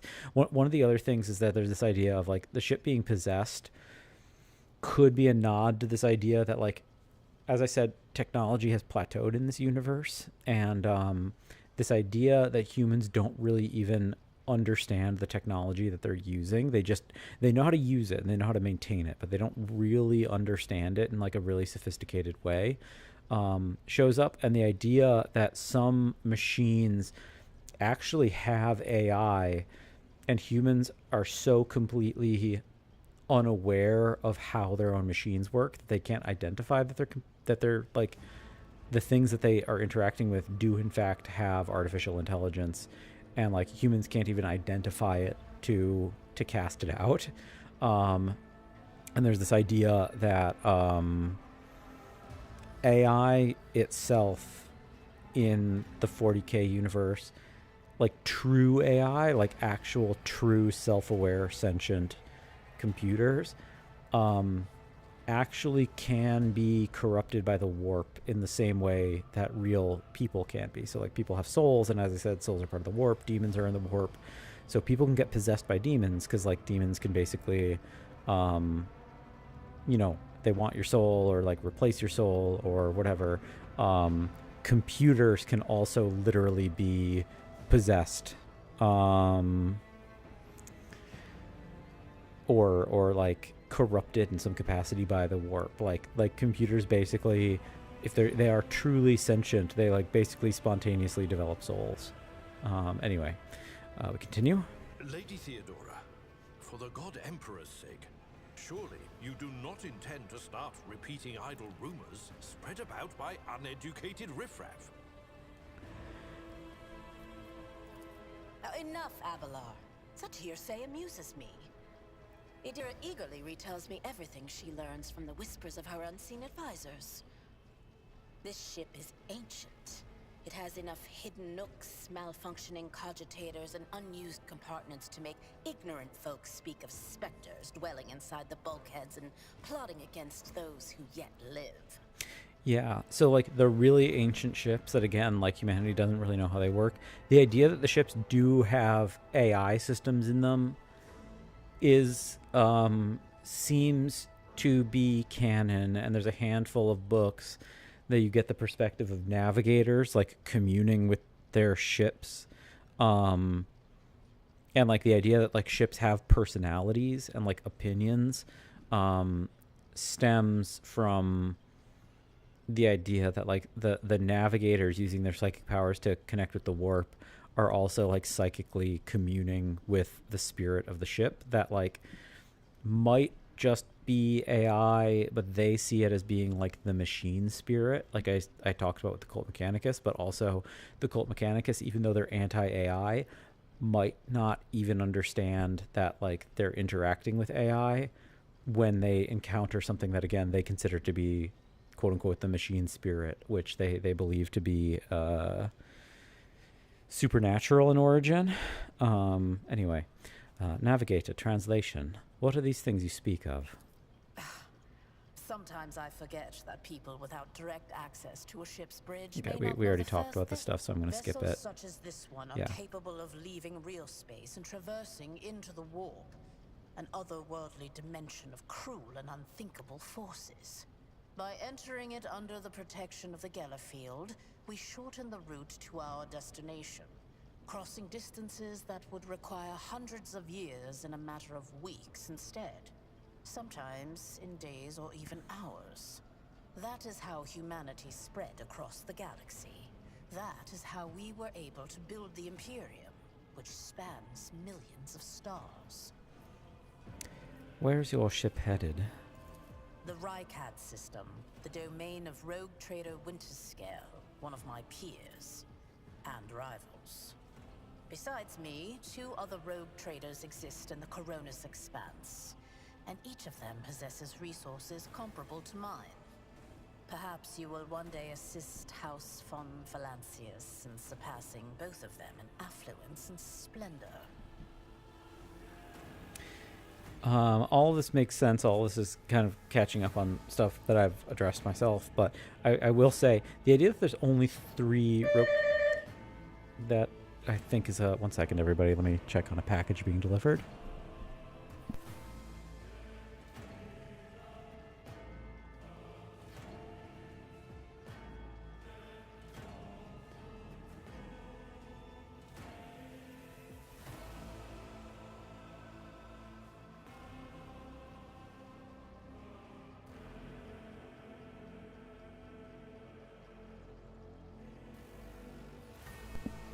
Okay. I buzzed the door at least. Anyway, the idea that the Coronis Expanse would only have 3 rogue traders, I think, isn't super accurate. Like, I think they're... Anyway, whatever. We'll move past it. There's a long-standing cliche in the fandom talking about, like, oh, Games Workshop's not good with numbers. It's true. I don't like talking about it, though, because it's not actually interesting to talk about. Anyway. I set the course for Rykad on the demand... for a very specific reason. Perhaps I shall yet apprise you of the purpose for this voyage, but now is not the time. What are my current responsibilities? Observe, learn, absorb. It will take time for you to find your bearings aboard this vessel and in your new position. Eventually, I will find a post that suits you as I did for Ethelthrad. Until that time comes, consider yourself my aid. Gracious Lord Captain, surely there are ways I can prove myself as a worthy heir. You can start by not asking questions of this sort. I have no need for sycophants. I will draw my conclusions when an opportunity to prove yourself arises. As for when you will be granted that opportunity, only the God Emperor knows. I have no more questions. In that case, I shall head to...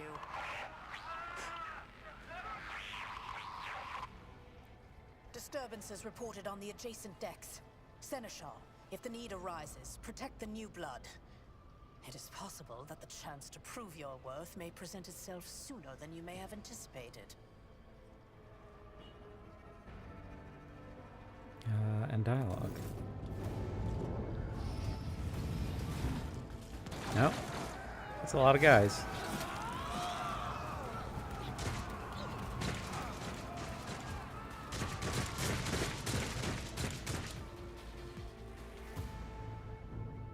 You will beg for mercy, but Okay. I will grant All combatants none. act in turns, and their order is determined by an initiative roll. The order of turns is displayed in the top left of the screen, from the bottom to the top. Character at the very bottom goes first, the one above them, and so on. Okay, so it's falling, not raising. So Theodora, I get to go first. I've been ambushed. The battle begins. Lot of guys. Oh, Theodora. She goes first. So. Oh, nice. Okay. Being able to kill 3 people in one shot certainly helps. Oh, excellent. Okay, I'm already feeling much better. Good, good, good. And your doom. Nice dodge. I serve the ruinous powers! Nice dodge. I think that... No, he got hit. That's a bummer, but I dodged. That's good. Use cover to avoid enemy attacks. Cover the character can hide behind or marked with a shield or a shield with a skull. When sitting close to them, the character will automatically take up an advantageous position. In this case, the chance that enemy attacks will hit the cover and not the character behind them increases. The character will not receive a bonus if attacked from the side or not protected. Cover. That makes sense. We hop over here.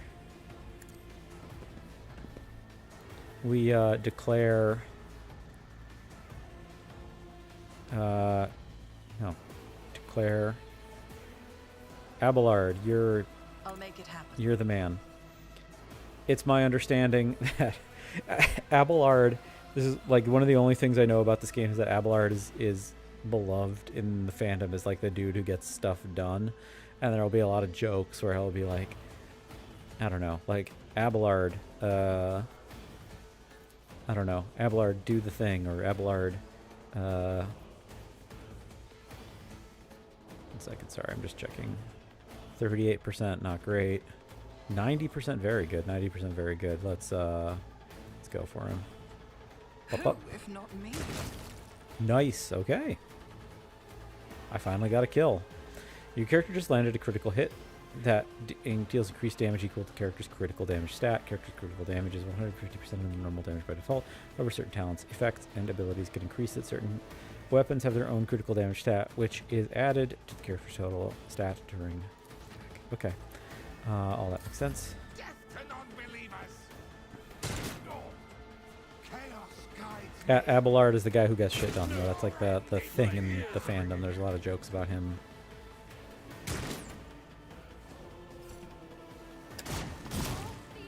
a tactically sound approach.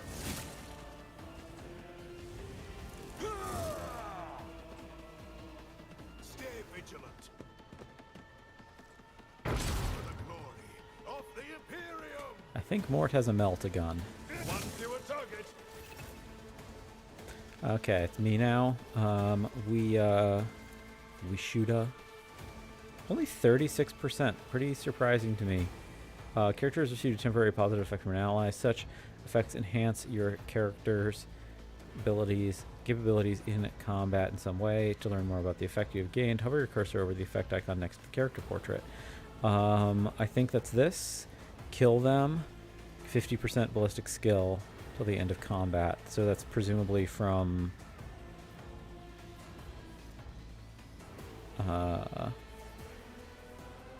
I presume from Theodora.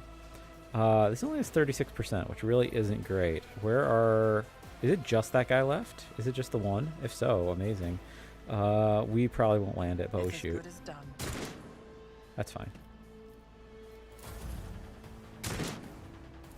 I can handle this.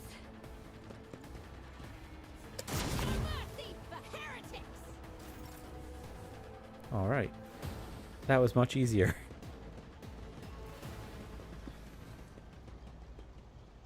Mort, take a team with you and clear a path to the transport line. Do not let a single whoreson survive. Didn't bat an eye when that scum burst onto the deck, huh? Not bad. I have seen many an officer who panicked at the sight of combat on the upper decks. The false sense of security offered by their position makes them that much more vulnerable to the harsh realities of warp travel. She looks at the Vox in her hand. All you can hear is lifeless static. What is happening? From what we have seen, I can speculate that we are dealing with some variety of madness induced by warp travel.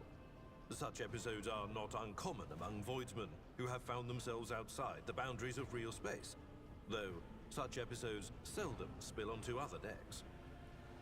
Oh, the casters are not working, or have been sabotaged.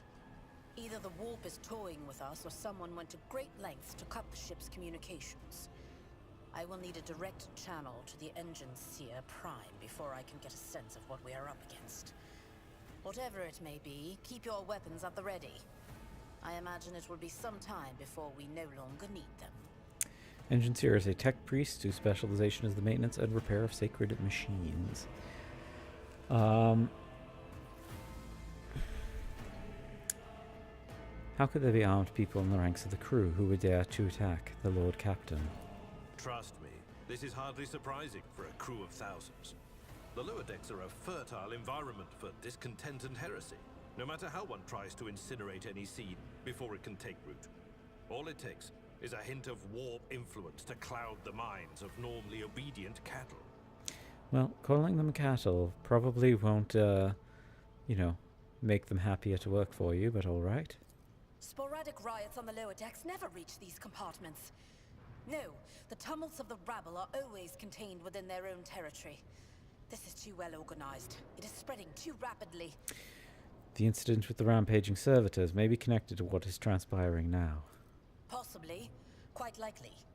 We will investigate at a later time. Right now, we need to isolate the affected compartments and try to assess the situation. What are your orders? Mort has gone on ahead to clear a path for us. If you want to make yourself useful, go after him and see if the Arch-Militant requires aid. And be quick about it. All right. To journal, we need to find the Arch-Militant. And then we also had some things in this room we could examine. We could look at this like astrolabe looking thing.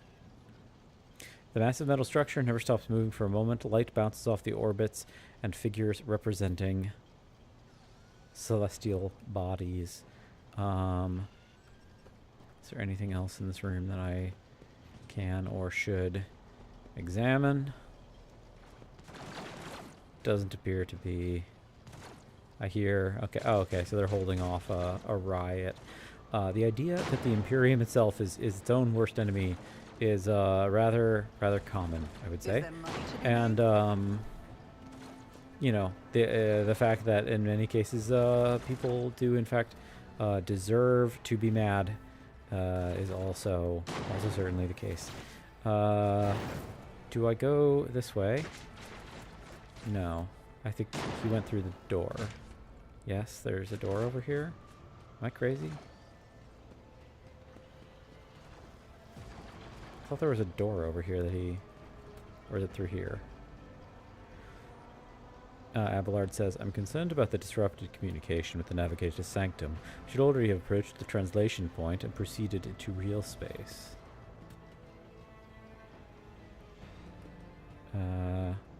Is this... No, that was the elevator that they got off of. I guess he might be up the stairs then. That's where I came from. And I can't go any further anyway. Keep your wits about you. So we run ahead and we must run up the stairs.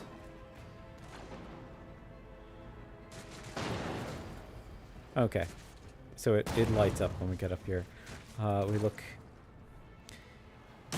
the heretic's body is riddled with holes. An improvised single-shot gun lies in his hand, smoking. Okay, we keep heading ahead. So they're defending from more riots. Again, the riots aren't always, you know, unjustified. Keep firing, you oafs. No cowering and hiding. You see a traitor, you kill the traitor. I'm feeling like looting's not going to be so much of a thing in this game. I could be wrong.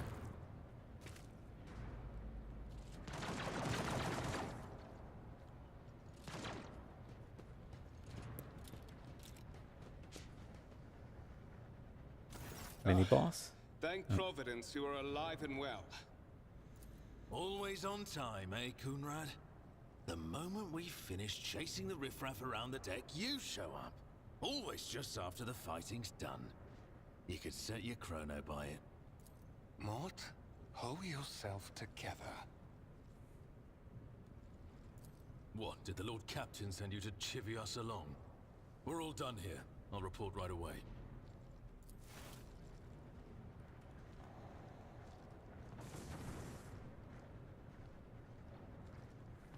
Master of Whispers, what is happening on my ship? The Voxnet is silent. The Voxmaster is not responding. Armed assailants have stormed the officer's deck, and my arch-militant just destroyed several more heretics on the way here. Is this a severe case of warp madness? Have some of my crew lost their minds and forgotten who they are and whom they serve? Report! I have not yet received word from the Engineering regarding any Gellerfield failures, but communications were already unstable half an hour ago, and now they have ceased altogether. Whatever the cause may be, the consequences are spreading fast. I am receiving scattered reports from the middle decks, and the only Voxcasts from the lower bays are one-way heretical gibberish. That the madmen have already reached the officer's deck suggests that this outrage was planned in advance. Perhaps this is an organized mutiny. Mutiny? But who would attempt a mutiny here, in the warp? Lunatics, fools, heretics. This ship houses thousands upon thousands of people. Pernicious thoughts and warp-induced delusions could have tainted any one of them. It is a difficult notion to accept, but such risks are inescapable. First, we have to confirm that the bridge and the Navigator's Sanctum are secure.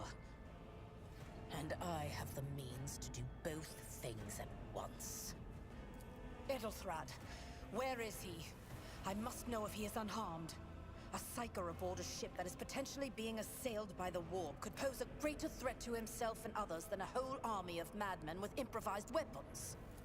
I tried to locate him, but the last thing known about his movements is that he arrived on Transitional Deck 18. Blast it! Master of Whispers, find Edelthrad immediately. Seneschal, locate Tlas and the Sister of Battle. Both are to remain at my side. Arch-militant, with me. I must go to my study. And it appears we might encounter heretics along the way. If I may, Lord Captain. Transitional Deck 18 is at the heart of the disturbance. And if our goal is to bring Edelthrad back, I could use some support.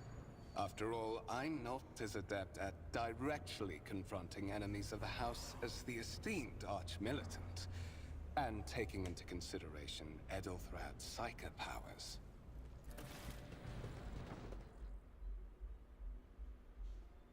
Then it's settled.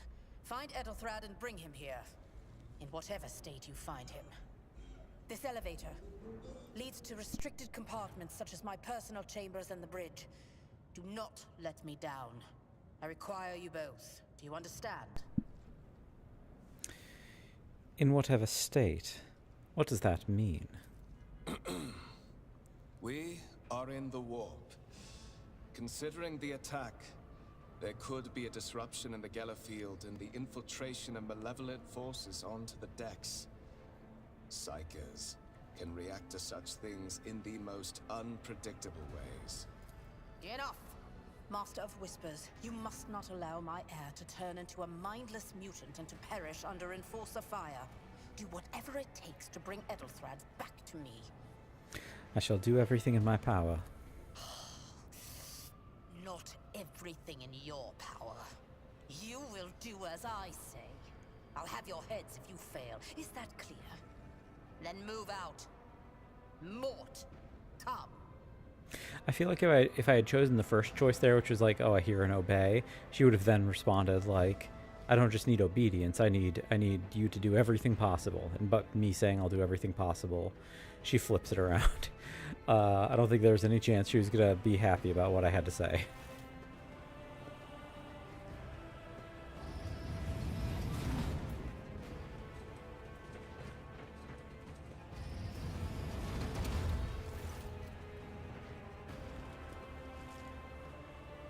Are you ready to head to 18? It is a long walk, and you do not even have proper gear. I shall make do. Lead the way. Of course you will. Lady Theodora would never have someone she couldn't rely on as one of her heirs. But that is no longer relevant. Something hits you with a sharp crackle. You are consumed by unbearable, gut-wrenching pain.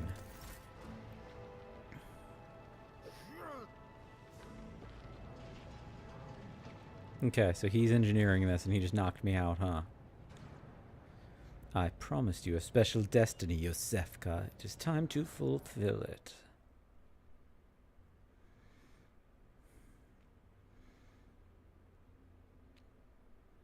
Oh, that's bad.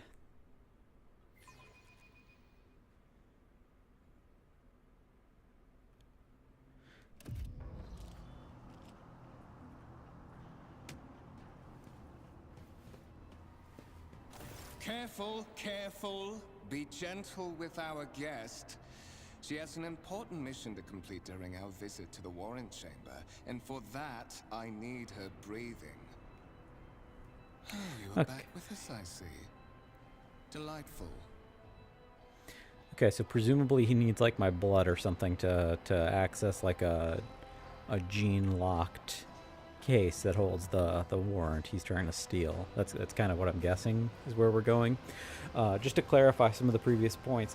So I've mentioned this idea that like the warp is full of demons. It's like the warp is a place of like emotional energy, and everyone kind of has a connection to the warp because like the human soul is like a itty bitty spark of warp energy, basically. Psychers have a much more powerful connection to the warp and that's how they're able to use psychic powers, because they can be like a conduit. They can like channel the energy of the warp. It also makes them much more vulnerable to like demonic possession.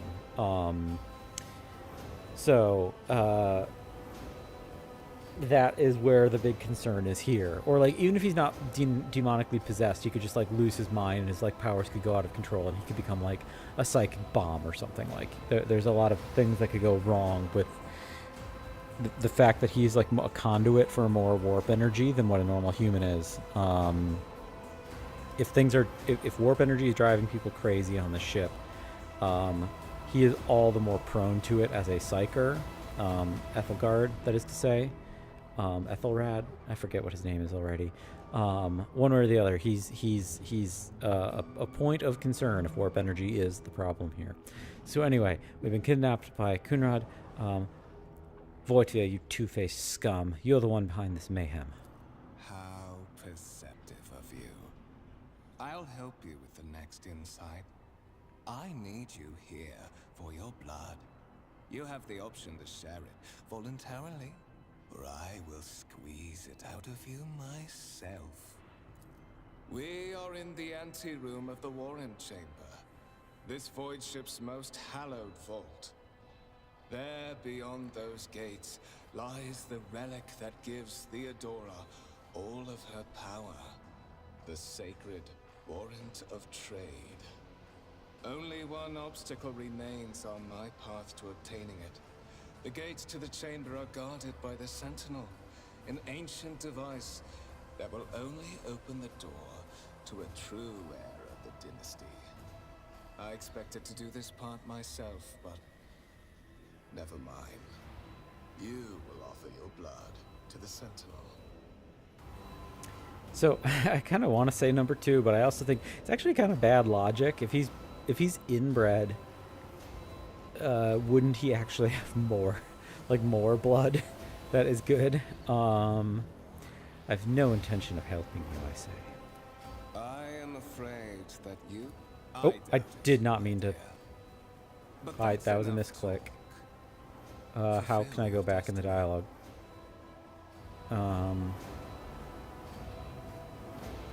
Fulfill your destiny. Okay, well, we'll go back to read that dialogue in a moment. I did not mean to click.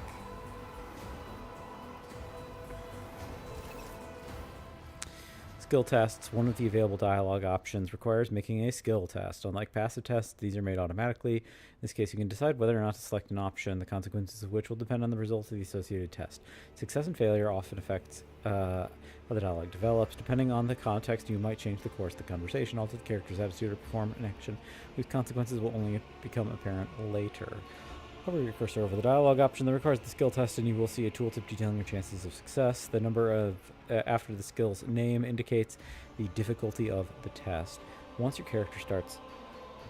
Pardon me while I yawn, everybody. I'm sorry. I'm sleepy today. The number after the skill's name indicates the difficulty of the test. Once your character starts traveling with allies, the party member with the highest score in the applicable test will be selected for each test. Okay. How again do I see the prior dialogue? I know that there's a button. Anyway, tech use 100%, chance 100%, look back. We're going to look for anything that could be used as a weapon. In the gateway, you see a cogitator with a human likeness built into the front of panel. As you approach, the torso twitches slightly. This is a servitor, an obedient automaton created from a lobotomized human being.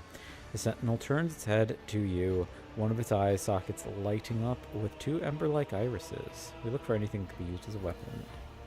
You look around in hopes of finding something that could be used as a weapon. Your search is in vain. The chamber anteroom is completely empty and the perfect working condition. Nary a broken panel or protruding piece of rebar in sight. We look back. Did you forget something? I suggest you hurry. Alright, I guess we examine the device. You carefully inspect the design of the gate cogitator. What immediately catches your eye is the strange alloy that is used as material in the machine's components, some of which are unfamiliar to you. You suspect this might be some kind of archaeotech relic. Archaeotech, incredibly rare and powerful piece of technology from humanity's ancient past. So specifically, archaeotech is broadly or categorically stuff from before about the year 25,000. So humanity spreads to the stars between about the years 15,000 and 25,000. That's when humanity spreads throughout the galaxy. In the year 25,000, humanity has this massive civil war. AI is involved with this faction called the Men of Iron, basically Terminators. We don't know almost anything about them. We don't actually know what they even called themselves, but after that point, a lot of technology was lost, and humanity was kind of like went into a dark ages for like 5,000 years. And it was the Emperor around the year 30,000 who reunited all of these lost fragments of humanity. And archaeotech is still around, but we don't really know how it works. So archaeotech is the stuff from basically tech from before the Dark Ages. In fact, the period that it's from is sometimes called the Dark Age of Technology. In that case, it's Dark Age because we don't know much about it. It could also be called the Golden Age of Technology or Age of Technology. But it's before the Age of Strife, which is like the 25k to 30k period. The servitor on the gate begins to move. With a screeching groan of metal, it leans forward, closer to you. Its lower jaw opens with a drawn-out shriek, much wider than the jaw of a living human of wood. The servitor's mouth is filled with sharp metallic fangs that glint in the dim light. The vid screen to the right of you lights up, showing strings of mysterious symbols on a green background. We examine the sentinel. The servitor looks noticeably different from the ones you are used to. Its skin covering is stitched together with copper thread and has metal hinges in place of the standard joints. It seems that the creators of the Sentinel did everything to ensure that the service life of this unit would be much longer than that of normal automatons. We place our hand into the Sentinel's maw. Sentinel's jaw clamp around your hand, puncturing your skin and sinking into your flesh. A few dark drops fall into the servitor's throat, and immediately you hear humming as the servo motors start up and pumps stir into motion. The vid screen of the cogitator flickers. Several long minutes pass. Sentinel's jaw remains closed, and you are beginning to feel sick. Perhaps, if you were to lean against the gate, you could catch your breath, maybe even close your eyes and pretend none of this ever happened. High levels of caustic humus. The subject is in a state of heightened stress. Do you require assistance? You do not understand where this voice might be coming from, crackling like static. Is it the Sentinel? The cogitator? Is it a figment of your weary mind? Whichever it is, you can clearly hear every word. Who is this? Genetic code identified. Child of House von Valancius. Do you require assistance? Yes, Sentinel. Trait has threatened my life and the safety of the warrant. Request accepted. Initiating defense protocol.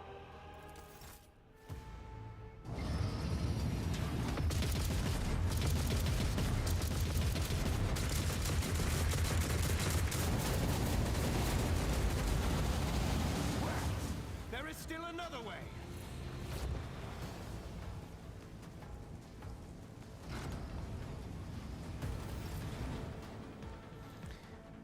Okay. We were supposed to check the warrant chamber. I think it forced me in here. I did not do that click. The enormous gates match the importance of the thing they protect. The massive doors made of heavy metal look impregnable. We walk into the room.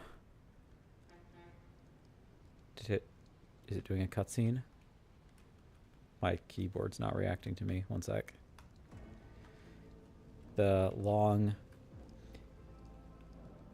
My long-standing issues with this wireless keyboard continue.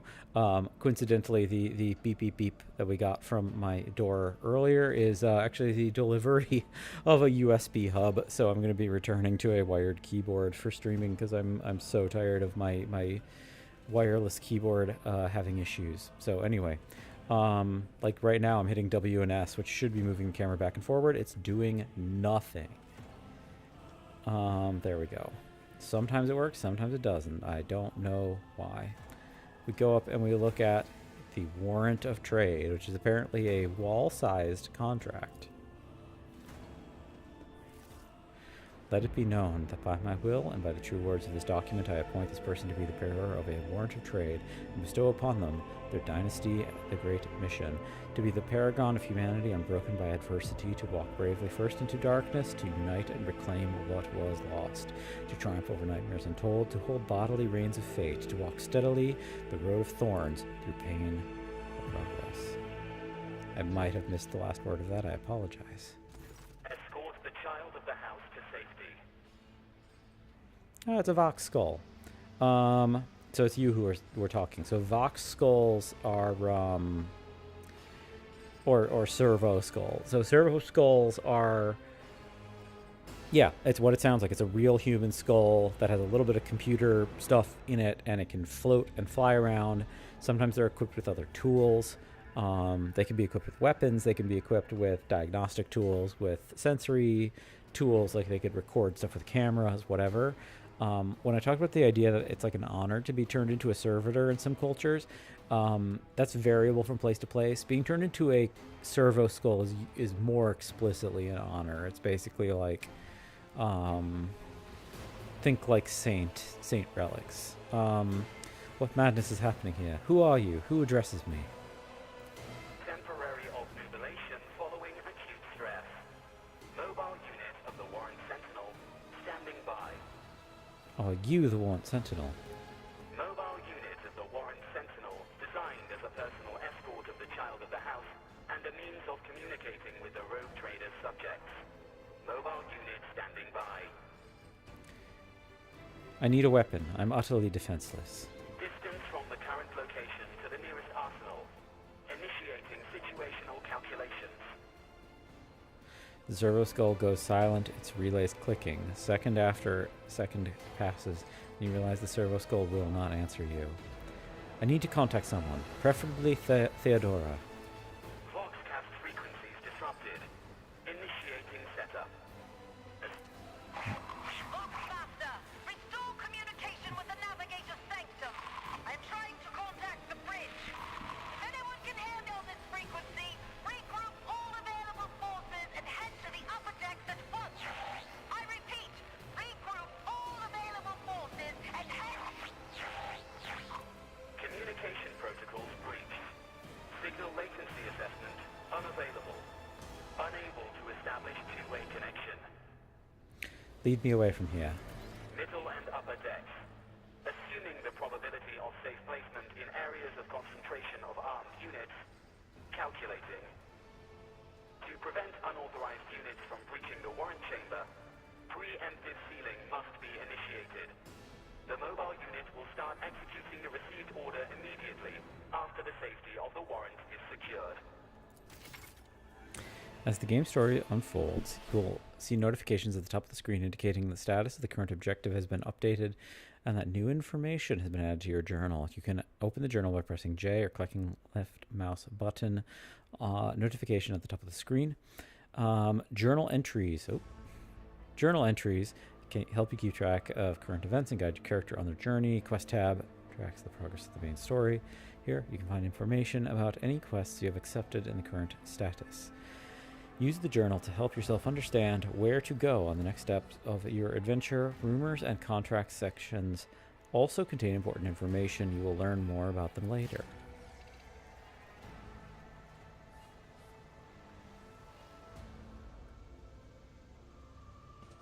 My keyboard is once again not responding, annoyingly. Is there anything else I can look at? No, just that. Okay. Out we get. Okay. Where can we go from here? Not much in the way of options. We check over here real quick, just to be sure.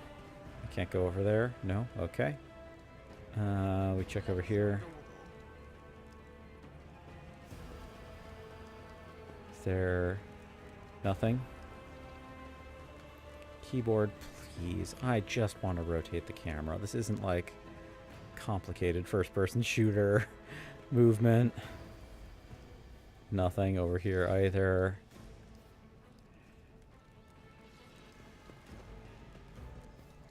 Okay, I think we get on...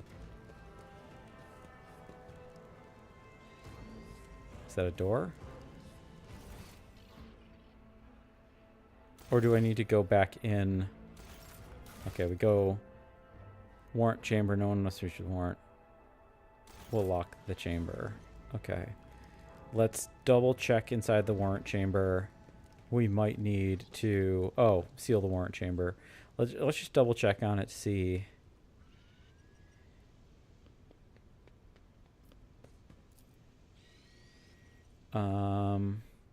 Okay, basically what we saw before.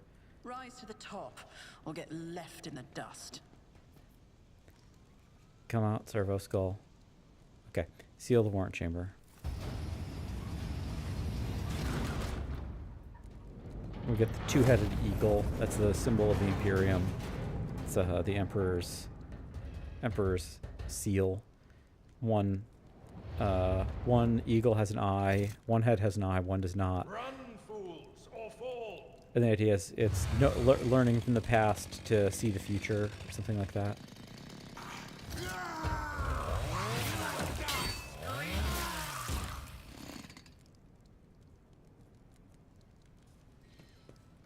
That's Abelard. I think it's Abelard. Mistress? Whatever are you doing in the warrant chamber? How did you... Throne preserve me. What is the meaning of this?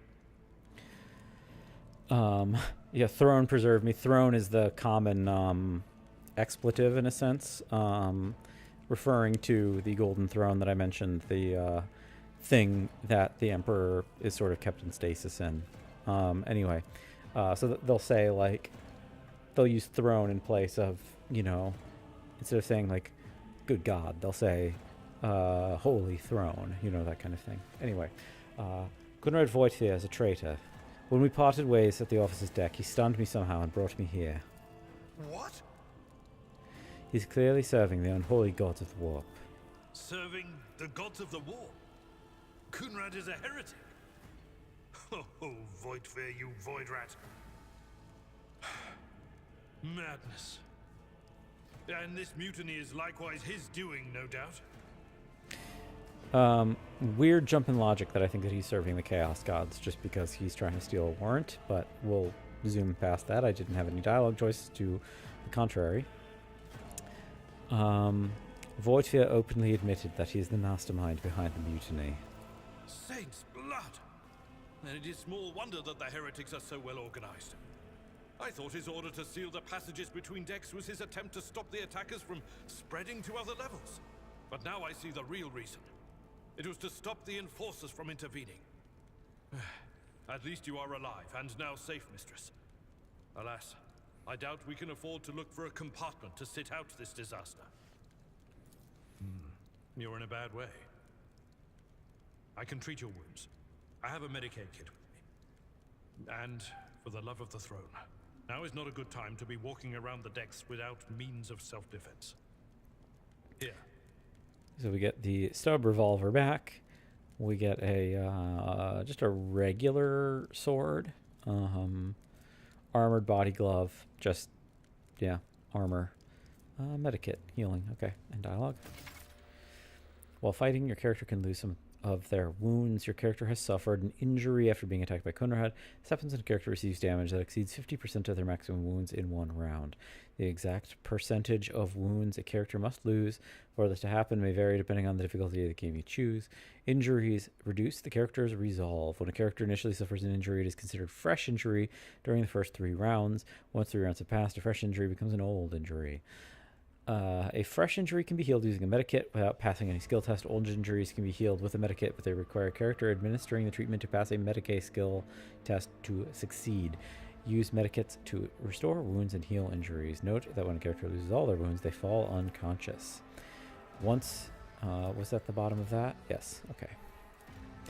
Once combat is over, the wounds of all party members can be replenished automatically, but any injuries they may have sustained remained. Those can be healed with a medikit. Medikits can only be used by characters with the field medical skill, base skill, Medicaid, or have taken Medicaid skill advancement at least once.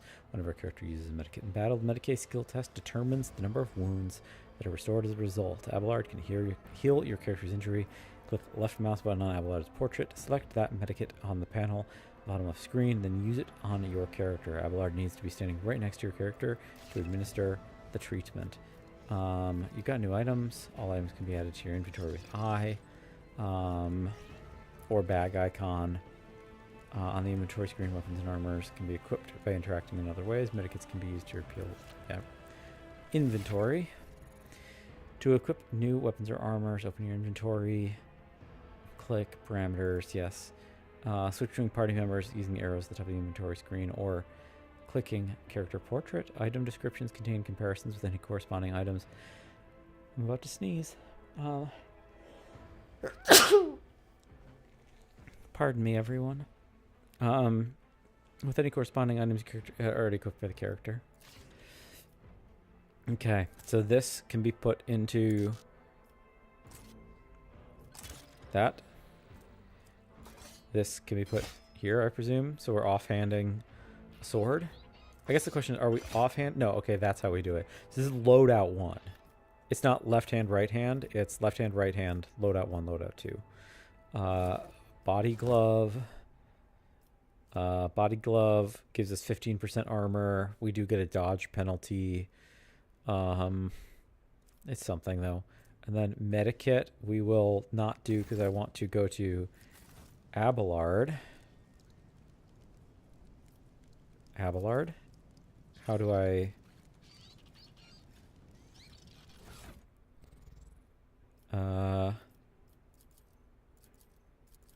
how do I...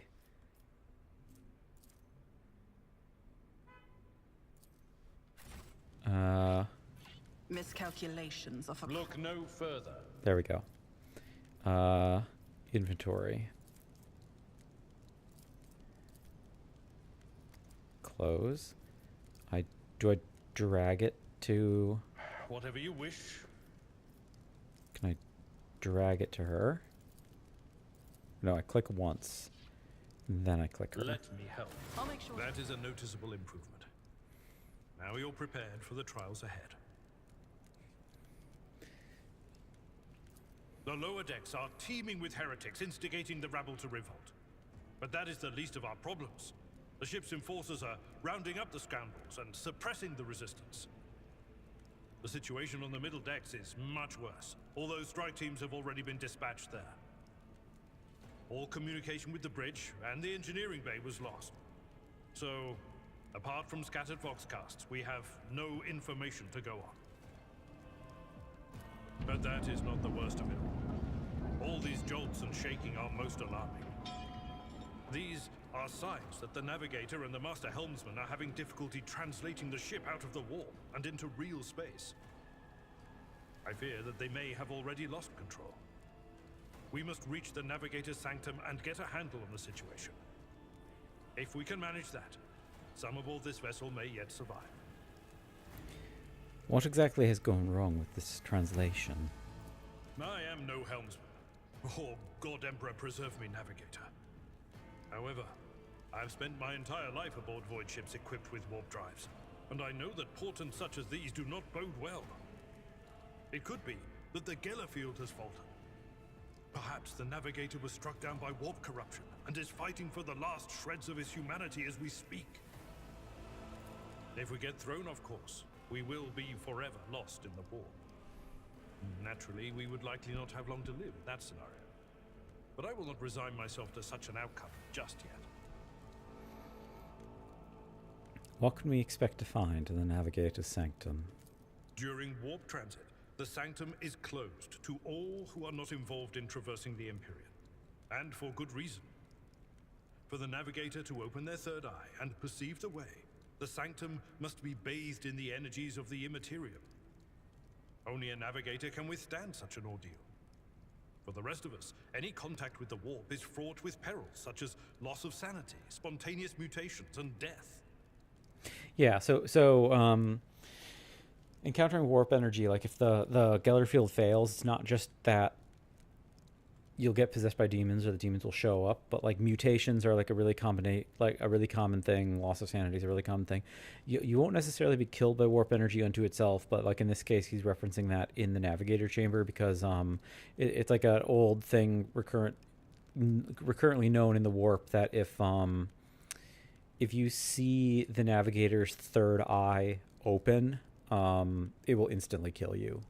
So navigators will usually walk around with, like if they're rich, they'll have like a really elaborate kind of like, they might have like a golden, like metal, like forehead plate adornment kind of thing to cover it up. If they're poorer, they might just like basically use like a silk scarf or something to cover their forehead. Anyway, I heard one of Theodora's Voxcasts. Lady Theodora's. Which one? The last one I received was about the Navigator's Sanctum, and that was a good while ago. In any case, let us hope that the Lord Captain is well, and safely in charge of the ship's defense. In the meantime, we must do all we can to prevent the ship from veering off course. The Navigator's Sanctum. Very well. Will you lead the way? Absolutely. Let us proceed. To arms, loyal sons and daughters of the God Emperor! Fight the heresy and corruption that threatens to consume our home, and with all your might, destroy those who have dared! The Lord Captain is calling her crew to battle, which means the Vox networks are set up for broadcast transmission, not message exchange. Splendid. While the rogue trader inspires proper resolve to fight in her subjects, you and I shall prove that her trust in us is well deserved.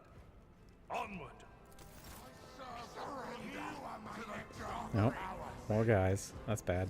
Don't you dare to cross us. Combat begins the tactical phase, during which characters cannot attack or take actions, but may try to take up advantageous positions. Select a character by clicking the left mouse button on the portrait at the top of the screen, then click the left mouse button on the cell you want the character to move. Red cells are areas inaccessible to the character during the tactical phase. Each character in the party may move up to their maximum movement points, but cannot position themselves adjacent to an enemy.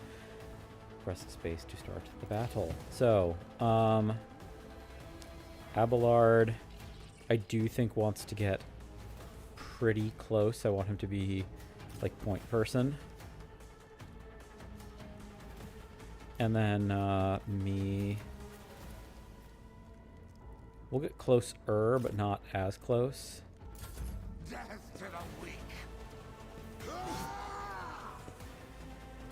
Crush the feeble! Out of my way!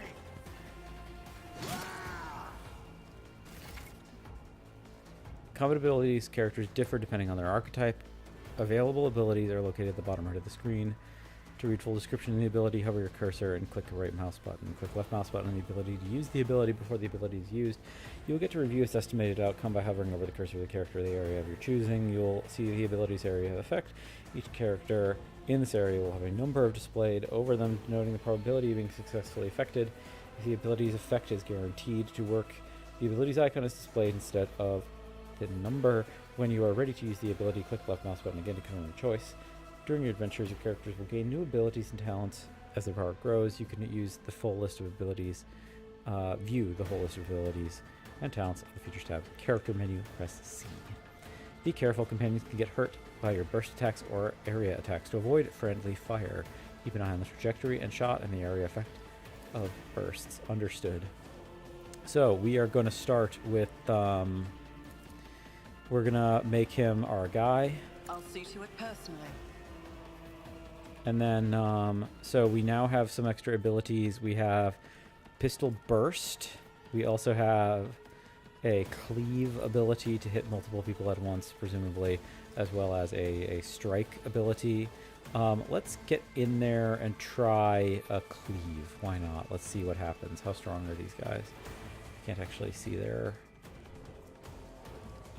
6 wounds. That's not much. So there's if we hit with the Cleave, we should kill them both. Let's Let's make some opportunities. Can I do a cleave that characters with melee weapons can use attack of opportunity if an opponent in an adjacent cell initiates movement to be triggered by some abilities, adjacent cell movement. All characters with melee weapons, including master parties, make attack of opportunity. Has to deal damage. Okay. Yeah, just like Baldur's Gate. Okay. We do a cleave. On it. You never stood a chance. Double kill. Nice. And turn. Chaos guides me.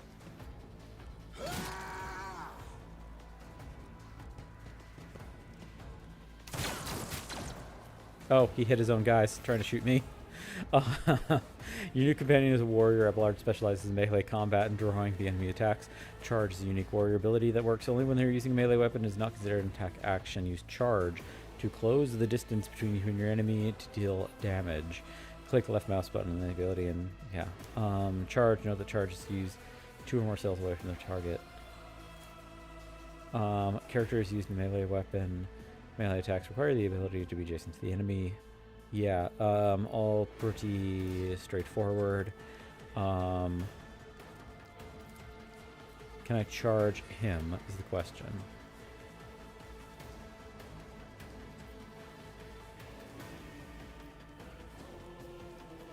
I will do my duty. Oh, I get, of course. I screwed up. I shouldn't have, brace for impact. Okay. I screwed up. That is on me. It will be done. I took care of this one.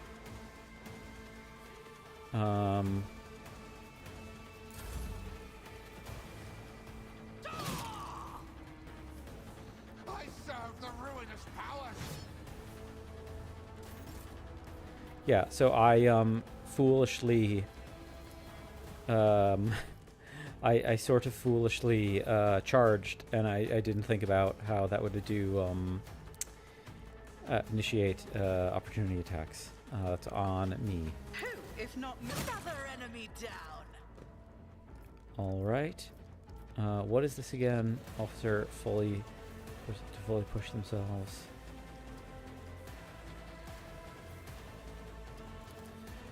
Why not?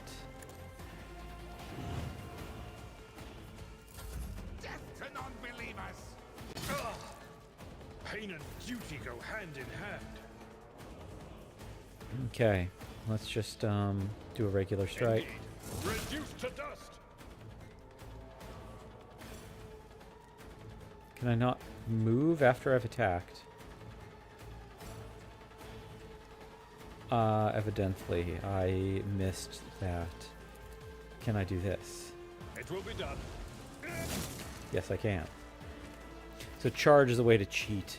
You can advance the level of your character and companions, prevailing in battles, exploring the Cronus Expanse, completing quests, earns you experience points. Once you have accumulated enough experience points, your character gains a new level. Click on the arrows. Level up screen. Yes, all pretty standard. Okay. Level up.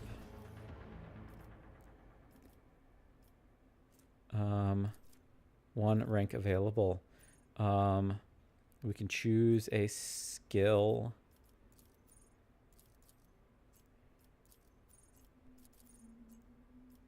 How do I do this?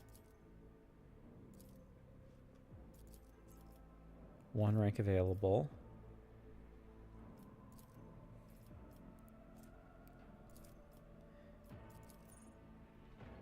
Choose. Oh, I choose it over here. So we can raise one of these. Let's bump persuasion a hair. And just keep upping persuasion, basically. So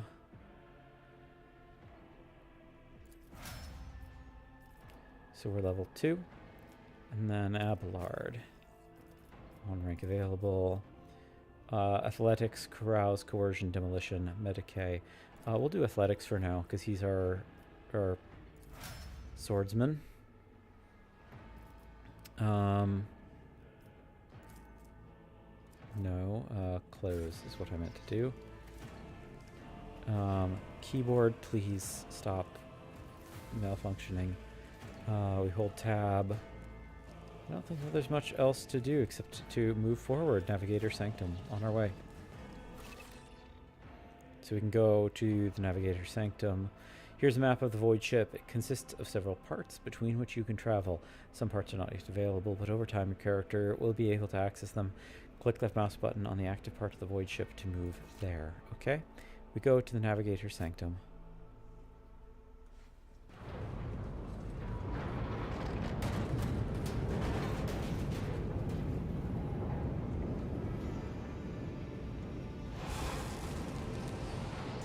I hear it here on the threshold of the blinded guide. Doom comes from the heavens. Master, watch your head. Idira, would it be too much to ask that you phrase your soothsayings plainly for once? That was too close.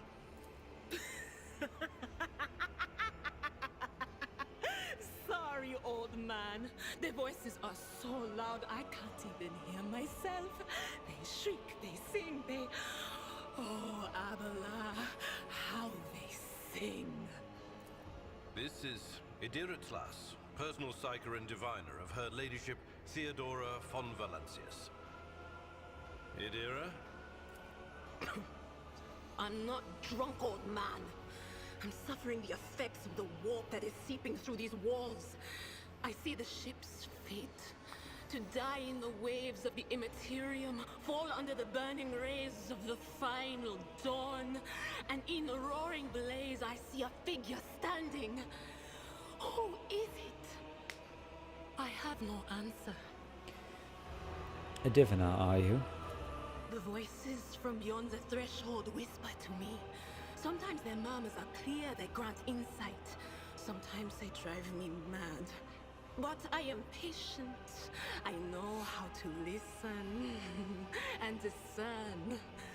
But now, with this clamor around me, too many voices, too loud.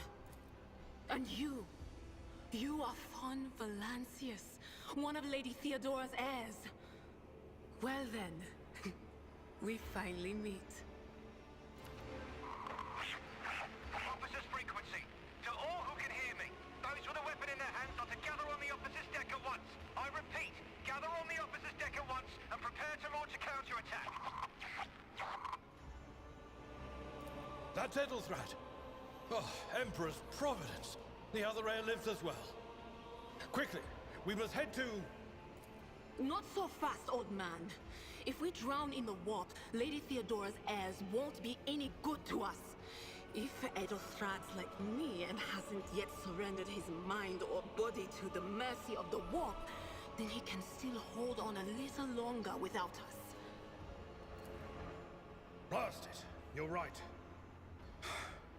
First, we need to deal with what is happening here. What? Oh, I meant to say, how do you know who I am? Lady Theodora didn't ask me to peek into the darkness behind the backs of those she sees as her prospective heirs? I have seen you. I have seen the footsteps of your past and the wounds of your heart. You flinch at the seer's words. No doubt she's referring to the nightmares, the tortures inflicted upon your body and mind. Your muscles contract involuntarily as if steeling themselves once more for the inevitable pain. What are you doing here? The whispers called me. The ones I could make out among all the screams and screeches. Those who are rocking this boat hit us where it hurt. They went after the navigator, our guide through the warp. Other whispers called me to the engineerium, but it was too late. I heard the cry of our master Cog, and the silence that followed. Oh, Said, dang it. without a doubt. And the voices wail, heralding countless nightmares, cackling at each soul among the hundreds that are now joining the warp. The shriek from the navigator's sanctum was louder than the rest. And it's better that we save the navigator than some lever puller from a cooling module or a cook from the middle decks. I have to be really careful about where I place my hands, because I did not mean to advance the dialogue there. Yeah, sorry about that, everyone. We must see if the navigator as well. Oh no. No. Nothing is well about him. Can't you feel the chill crawling on your skin? The eyes watching you? The warp ice has already encased the bulkheads. What follows is calamity. But we're not just going to stand here and take it, are we? The state of things in here suggests there's a navigator around. Maybe one who's crippled or at death's door, but still kicking. And since our skin hasn't peeled off our faces just yet, his third eye must be closed. At worst, it's a little roughed up. So what are we moping around for? Let's go protect that noble mutant while we're still alive. Adira has joined your party, which now consists of several characters. To select one character, click left mouse button on their portrait. To select multiple characters, hold left mouse button and drag a box over them. To select the entire party and issue commands to all characters at once, press backspace. Good to know. Backspace I would not have. Let's try. Okay, that does select all of them. Cool. We also check this. A fallen piece of debris almost proved fatal to you without Adira's prediction. You would have remained in this corridor forever. So yeah, I'll mention as well. So one of the things about the warp, aka the Empyrean, aka the Materium, etc., that we travel through for FTL travel, the warp exists outside of time, and because of that, not only can people, like, some psychers have the ability to predict the future because, like, things are irregular with how time works in the warp, but also you do hear these stories every now and again in canon about, like, weird warp effects of, like, ships heading into the warp at one time and, like, subjective to their own experience in the warp. They maybe spend, like, 3 weeks in the warp or something, and then they emerge in the warp, like, 100 years later. Or sometimes they show up, like, before they even left. Like, there's weird stuff happens because the warp is distanced from time, or, like, time as we understand it doesn't really make sense in the warp. So that's part of how the future site works. So anyway, we open the door.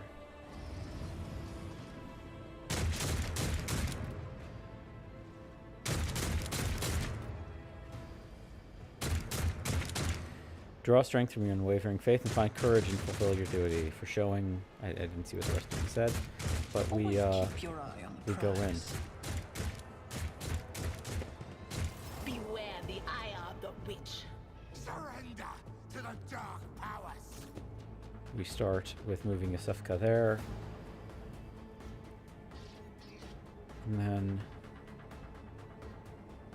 okay, so that will be Yosefka. Who am I moving now?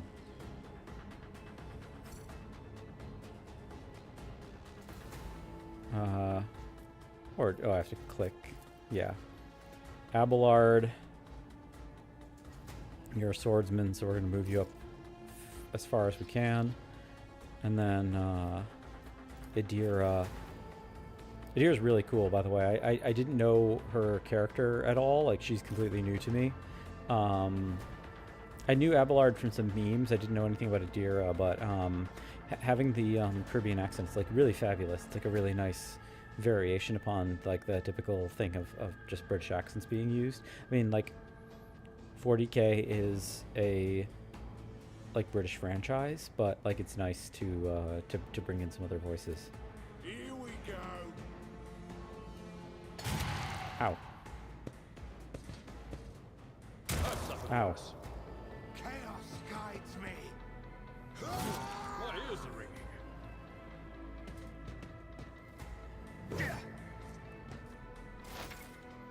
Adira is a psyker and an operative. As an operative, she can study opponents and identify their weaknesses, and her psychic abilities allow her to deal damage to them.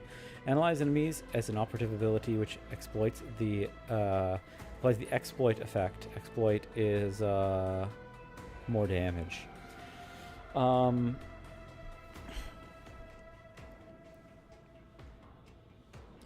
Where was I? I lost my... dull enemies within the operative's line of sight. At the start of each operative's turn, the operative can also use the ability against a specific enemy to inflict several stacks of the same effect. The higher the operative's intelligence bonus is, the more the exploit stack will be inflicted. When the operatives hit the target and exploit applied to them, the attack deals additional damage. The amount of additional damage depends upon what the target's number of exploit stacks. Yeah. Expose weakness is an operative ability they use against a single enemy. Reduces dodge, parry, and armor. Adira is armed with a special staff that allows her to unleash psychic powers against enemies. In the future, you may encounter staves only a psychic versed in certain discipline can use. For example, you might find a staff that lets a psychic use Inferno, but to do so, you must first have a pyromancy psychic discipline learned. Okay, so let's start with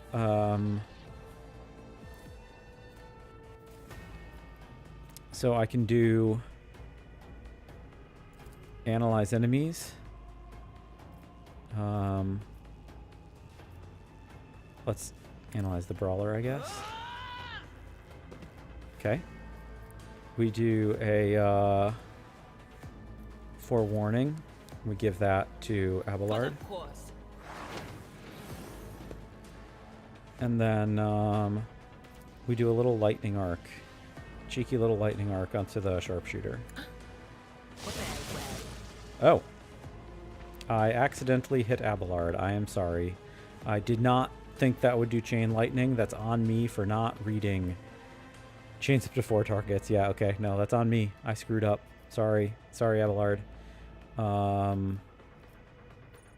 Wicked sorry about that, dude. We will, we swinga. Easy. And then let's do a charge to get to the psyker. Or can I charge? Can I charge him? Let's actually take... His health is low, so I might be able to shoot him. Let's charge this guy.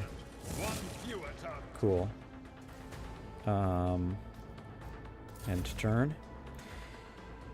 You can use the hologram to gauge the effectiveness of your intended actions in combat before taking them. Click left mouse button on an accessible cell in battle to place the character's hologram there. And then...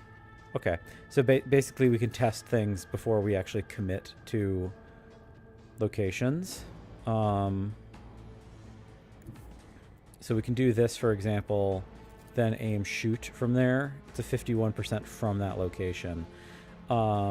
Whereas if we try here and shoot, it's 20%. So I want to be over here. We commit to the running. If I do a burst, what are my burst chances? I should check that. 40 versus 51. How many shots does burst have? Burst fire. But how many shots am I firing? No. Shot count 2. So there's a chance we'd kill him in 1 turn, which is preferable. So we're gonna try it. You never stood a chance. Nice. Vespiadas. The creature in the chair appears as if it has become one with the throne. You see... Is that the name of the navigator, I wonder? Vespiadas. The creature in the chair appears as if it has become one with the throne. You see pink, parchment-like skin stretched between the seat and its limbs and heavy... limbs that have too many joints for a normal human being. The navigator is breathing heavily, the air whistling as it exits through 2 dark grill-like slits in its cheeks. The creature's eyes are shut, 2 ordinary eyes, as well as a 3rd one that sits in the center of its forehead. We're not supposed to be seeing that eye, but... I believe Master Vespiadas still lives. The servants are dead, but the chamber, thank the Emperor, is still sealed from the warp. Well, we have a chance of leaving this place alive. We address Adira. What's wrong with him? Wounded. exhausted, fighting back the endless horrors of the warp that are forcing their way into his head. Pick one. Your time is short. The navigator stirs, barely able to lift his head and half open his normal eyes. A dark drop rolls from under the closed lid of his third eye and down his face, leaving a black trail. The voice is coming from the Vox grill at the base of the bizarre chair. It's unclear how the navigator is able to produce human speech. Our time is short to do what? Fall to your knees, mortals, and behold the final dawn. Suddenly, the navigator's body starts thrashing in place. It lurches forward, then falls back onto the seat, then thrusts forward again as its bones crack and skin tears open. However, the fusion between body and the chair appears to be stronger than these wild impetuses. The mutant remains seated, but leans as far forward as he can, his layered raiment slowly turning crimson. The gill slits burst open, forming two hideous, screaming, mouth-like pits. Ah! It came from beyond! His body is not his! Its march thunders under the burden of hopes. Unseal your hearts, and I will flood your souls with myriads of words and meanings, each one a portent of salvation within me.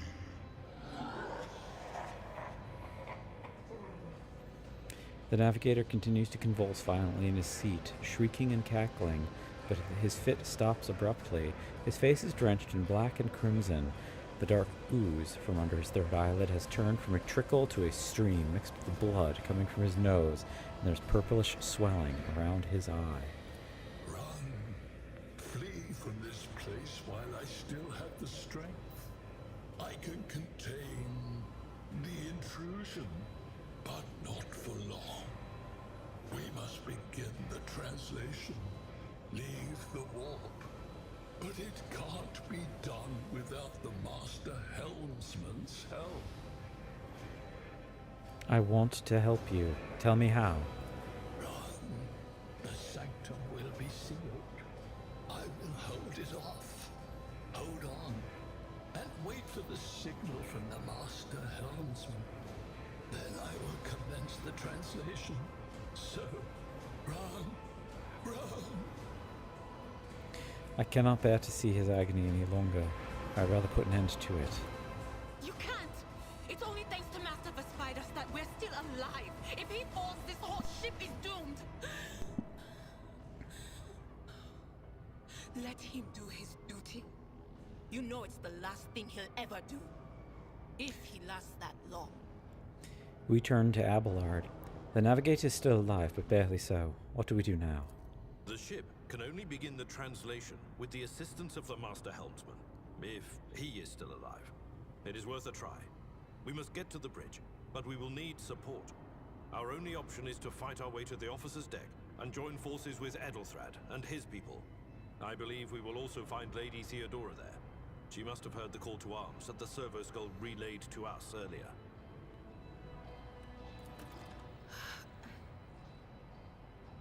Spiders, good luck. And thank you.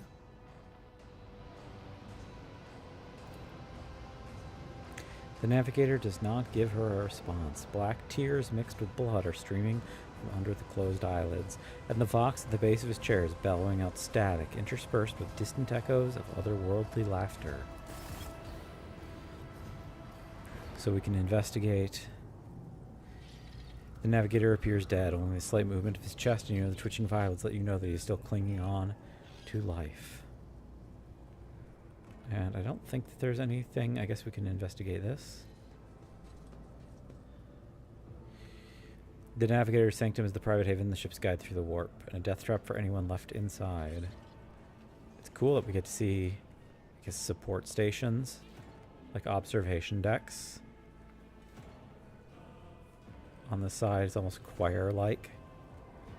The choir is actually a thing in 40k canon, not for navigators per se, but the beacon, the kind of lighthouse that allows interstellar travel to make sense, as it were. is also run by the Navigators. It's or involved with the Navigators. It's on Earth. Again, that's like what the Emperor is entombed inside. Like, that's part of why he needed to be entombed there, was that he is the psychic signal that everything is oriented around. I presume we go this way. Door. The door does not budge. Clots of viscous flesh entangle the metal ceiling. The door shut. That's a problem. Do we go back this way then?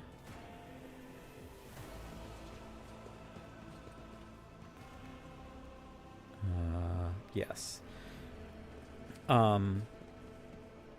The choir is the name of the like total psychic resonance that helps support the Astronomicon, which is the the system by which the psychic beacon is functioning on Earth. Officer's deck.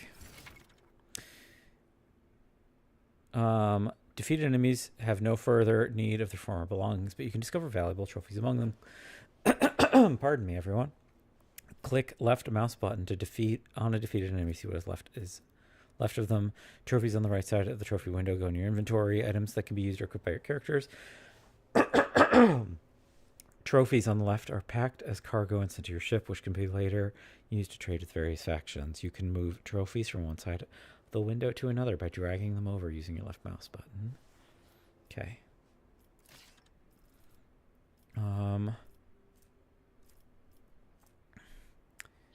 Sanctioned Psyker. Is this better? Basically, same staff. And then there's Scrappy Autoguns, which I presume is worse than...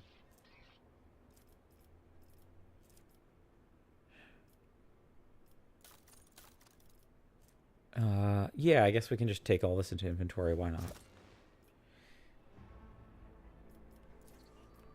Okay, we leave. We're going to run back. Sorry, everyone. I have a real frog in my throat. I always keep my options open.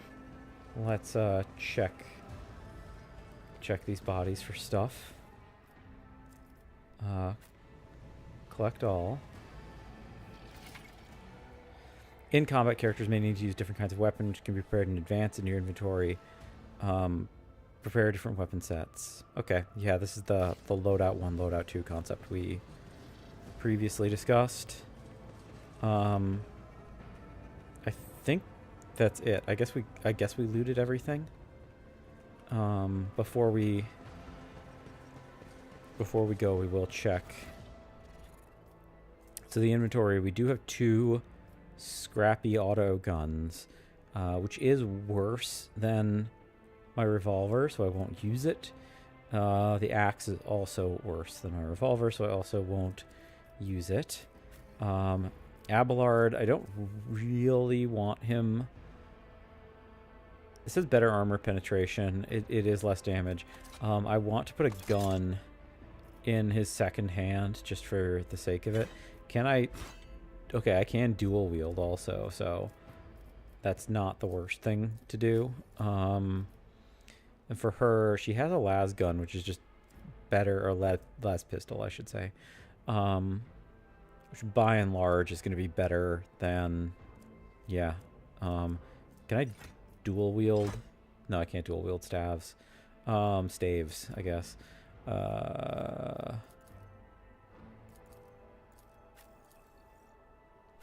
Okay, we're good. We let us not dawdle. Go to the officer's deck. Onto the officer's deck.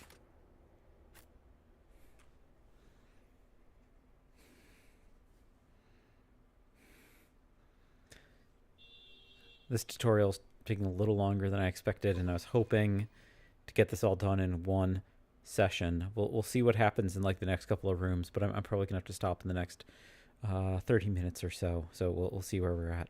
Press any key, it says. I do.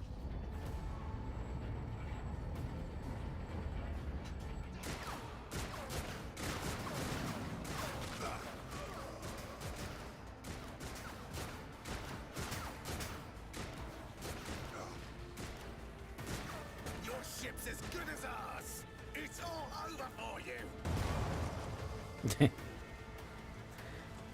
I shall pity not your enemies.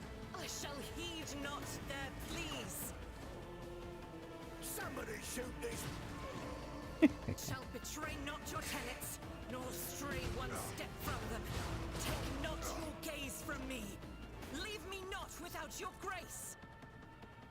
I told you he would protect us. My God, my light, my emperor.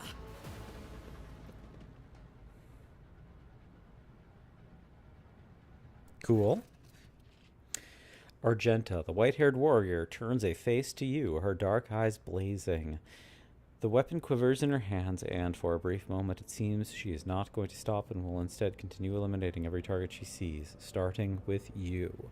So Argenta is a Adepta Sororita, aka Sister of Battle. They are part of the Imperium. They're one of the more iconic groups, I would say, as far as like Warhammer iconography goes. Like, people outside the fandom will definitely know what Space Marines are because they've seen those a ton. After Space Marines, at least of the human factions, I would say probably the Sororitas are the next most visible. They're the nuns with guns faction is the kind of joking thing. The idea is that they are the chamber militant of the ecclesiarchy. So like the actual church, like the actual state religion of the Imperium. Their standing army is all women, and it owes to a like an actual thing in the lore that there was this joke that the ecclesiarchy was not supposed to have an army at all, and they got around the provision by using a technicality that basically the provision stated that they were not supposed to have any like men at arms, so they used women. The sororitas are really cool. They tend to be complete zealots. They're like absolutely obsessed with their like religious fervor. Makes them some of the kind of like scariest and most dangerous figures within the Imperium. But there's a lot of really cool Sororitas stories. In particular, the single Warhammer book that I would say is probably the best book in the entire Black Library is called Requiem Infernal. Highly, highly, highly recommend Requiem Infernal. It recently got republished as part of a, not an omnibus per se, but like a collected volume. It's by a guy called Peter Fehervari, and he had a lot of his writing for Games Workshop collected into 2 volumes. Dark Coil Damnation and Dark Coil, I forget what the second one is called, or what the first one is called. One of them is Damnation. I can't remember what the other is, but this book has been out of print forever. It's extremely good. These new collections are the way to read it, but I highly recommend looking into them. And the other thing that I'll note about them is that we'll talk a little bit at some point, I'm sure. During this playthrough, we're going to talk a little bit about the origins of Warhammer 40,000 as a franchise. And one of the things to know is that Warhammer 40,000 really, really is fantasy in space. That's like really, really crucial. And there are a lot of big sci-fi influences. Like, again, Dune is really big, and like cyberpunk is like an influence. Like cyberpunk as a whole genre is an influence. But a lot of Warhammer 40k is fantasy in space. And like a lot of the alien species are specifically modeled after fantasy archetypes, like famously the orcs. Like there's an alien species in 40k called orcs, O-R-K rather than O-R-C, but like they have green skin, they have tusks for teeth, etc. There's an alien faction called the Eldari or the Eldar, who are just elves in space, etc.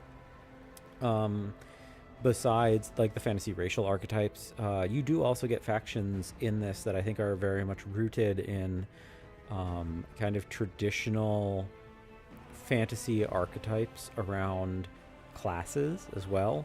And the Sororitas are very much like the cleric archetype.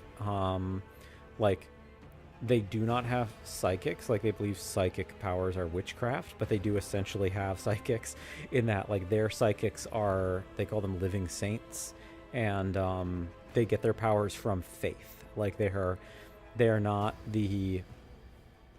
like wizards or sorcerers or warlocks in the D&D equivalent. They are the cleric faction, and the power of their faith literally gives them supernatural powers. So, and anyway, we've delayed talking to Argenta long enough. We continue. Sister Argenta! Sister Argenta, it is a relief to see you. We require all the forces we can muster. Your face. It is unfamiliar. Who are you? Josefka von Valancius, the Lord Captain's heir. The hour is dark and daunting. Ship abounds with corruption.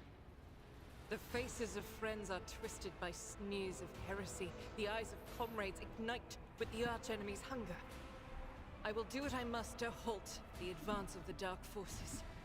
But in these dire moments, little can be trusted. So I must know, why are you here?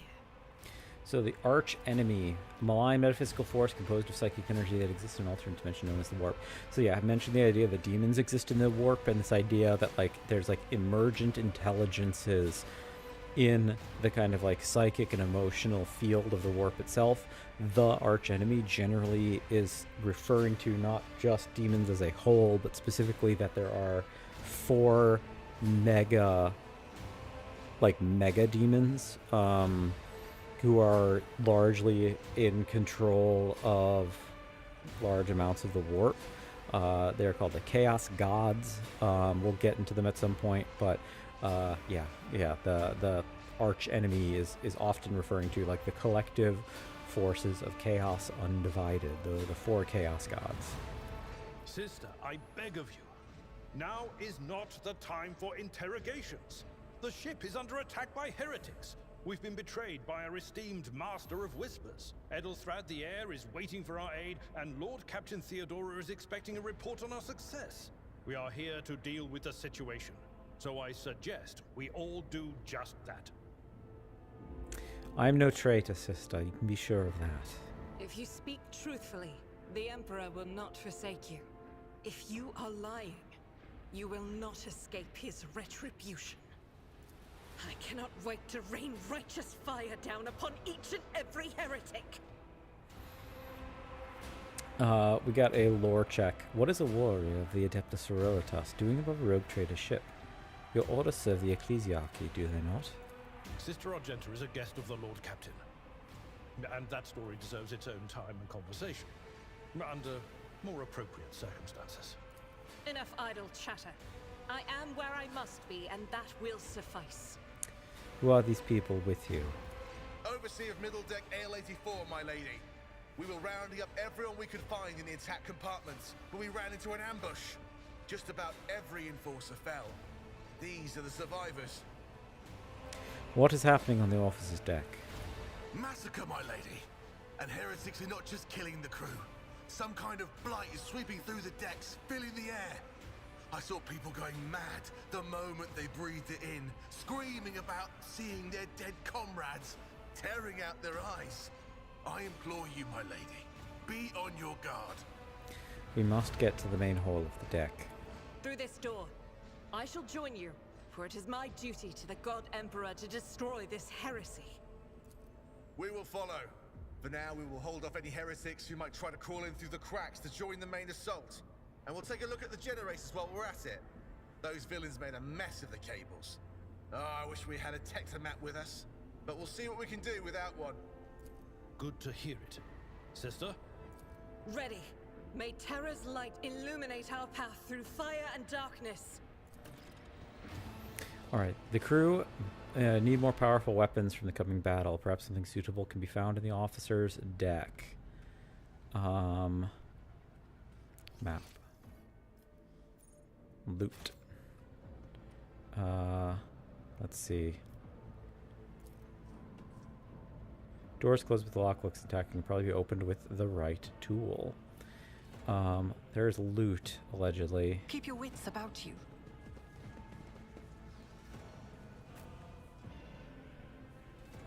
What loot? Loot, goods. To inventory.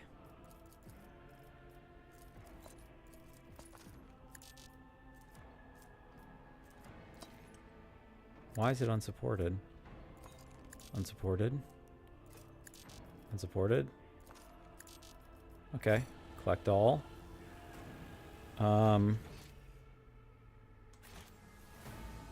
What is this?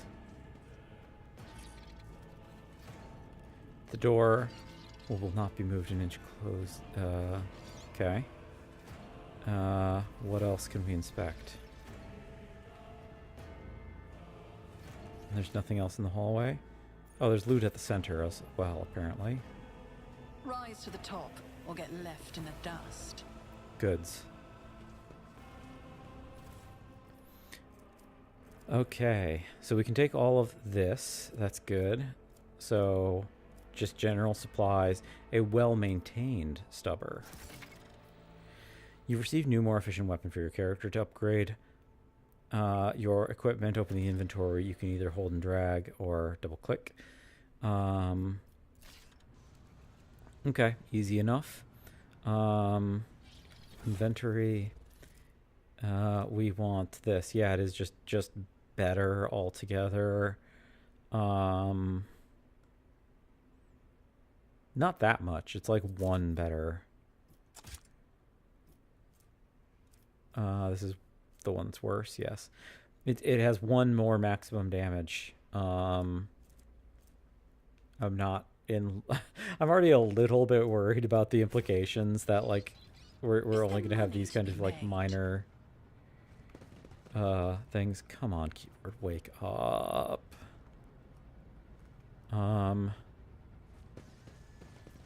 We check the breach. The explosion blasted a hole through the door, large enough for a person to get through. Okay, so where are we actually supposed to go, though?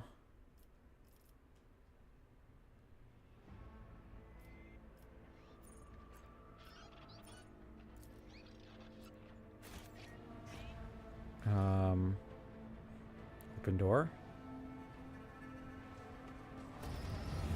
Okay. It wanted us to get the gear first. And are these... Oh, no, they're heretics. Okie dokie. Before we get into a fight with them, let's also just double check her situation. So she has Unfading Valor, Godwin Pattern, Bolter given to Argenta on the day she took her vows to the Order of the Martyred Lady. Unfortunately, despite its illustrious name, the gleam of its metal has dulled over the years.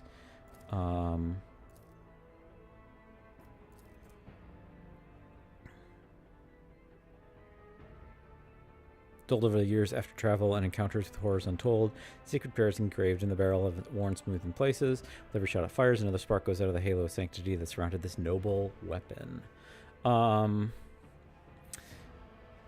Yeah, so bolters are like the most iconic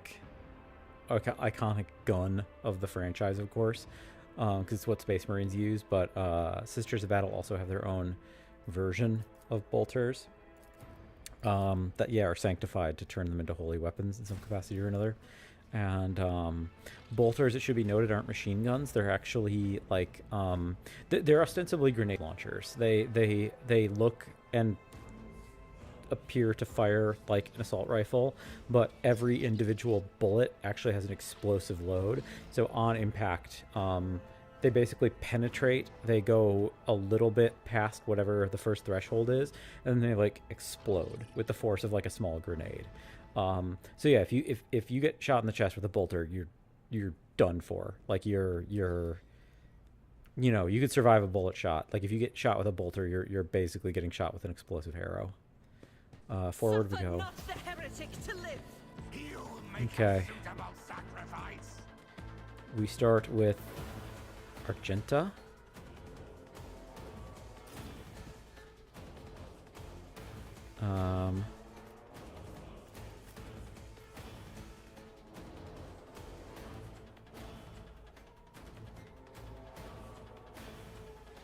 Adira, please hide.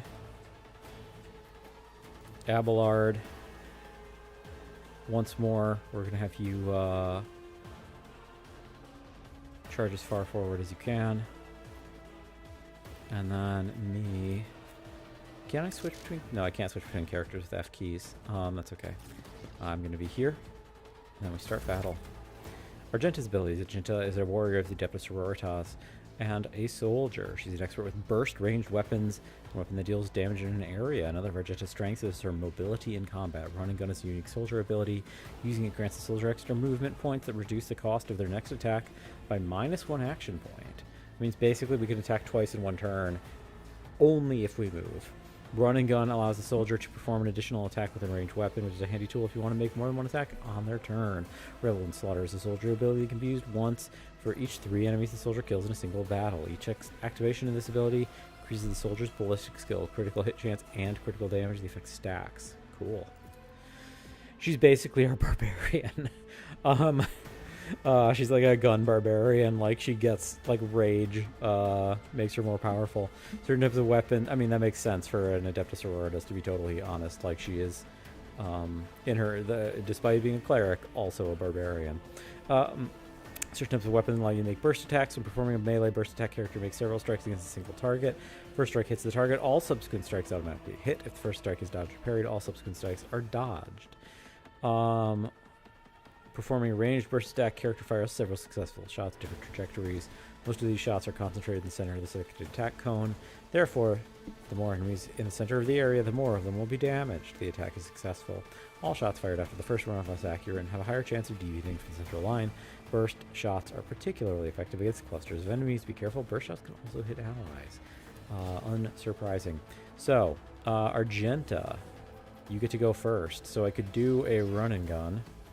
I think I do want to run and gun, and Faith without deeds is worthless. we're gonna run and gun here, and then do a burst fire like that. This is unacceptable. Oh, can't do that. If I go here, can I do burst fire? I refuse. How about here? And then burst fire. Yes. I'll do it.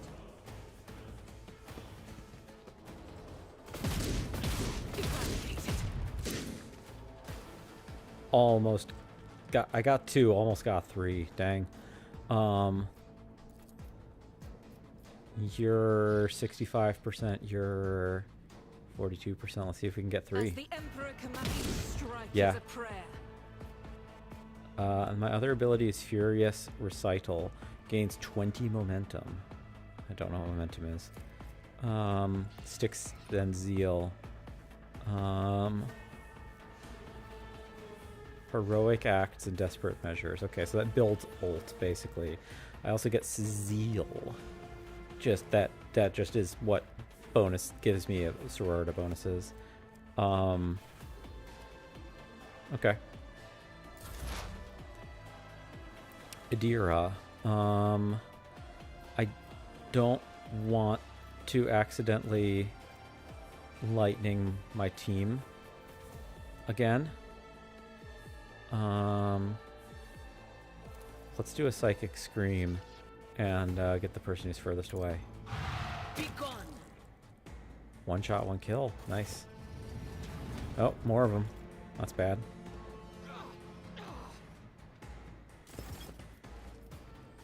I could totally have used Chain Lightning on them, which is a turn order issue, I guess. Can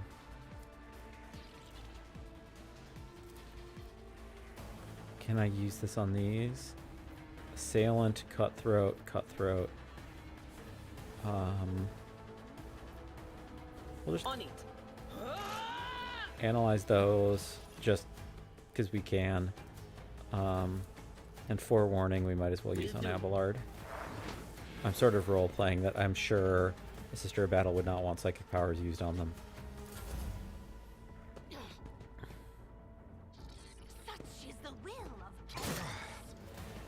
yourself, Avalon!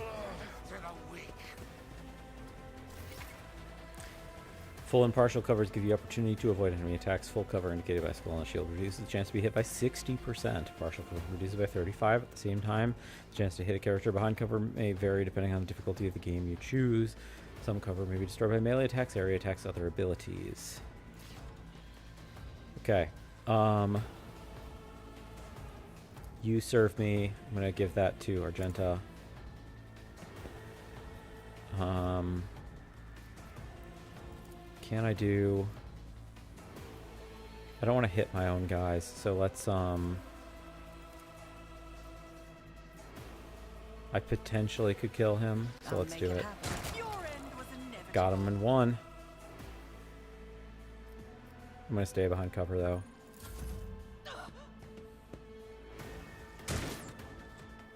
Nice dodge.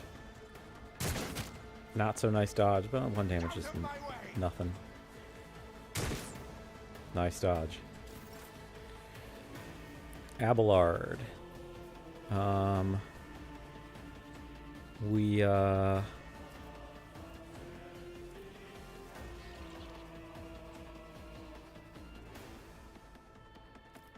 start with the slasher.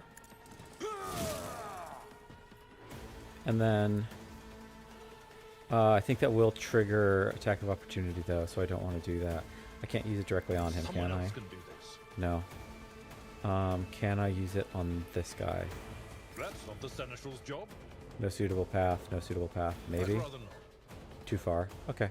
We basically just can't do anything with him. That's fine. Good dodge. Okay.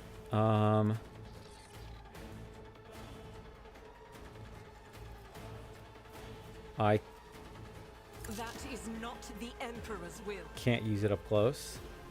Can I not shoot at all when I've got someone next to me?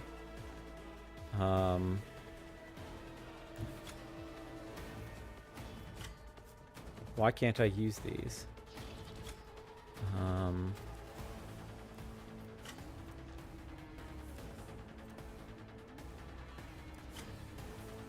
If I'm here,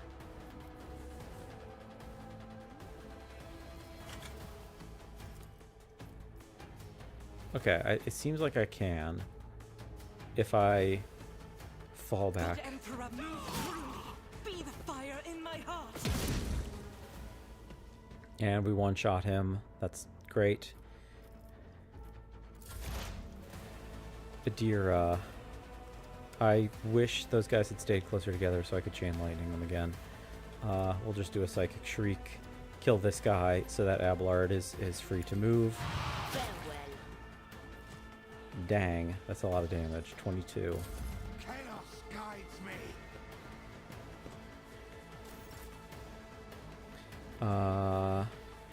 Sefka.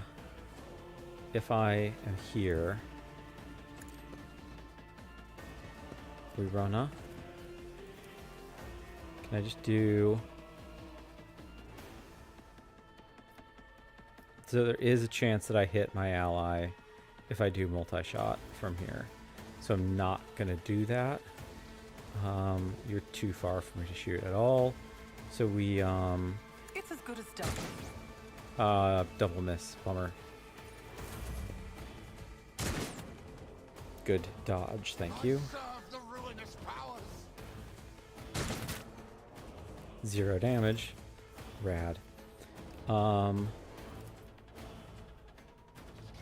Can I...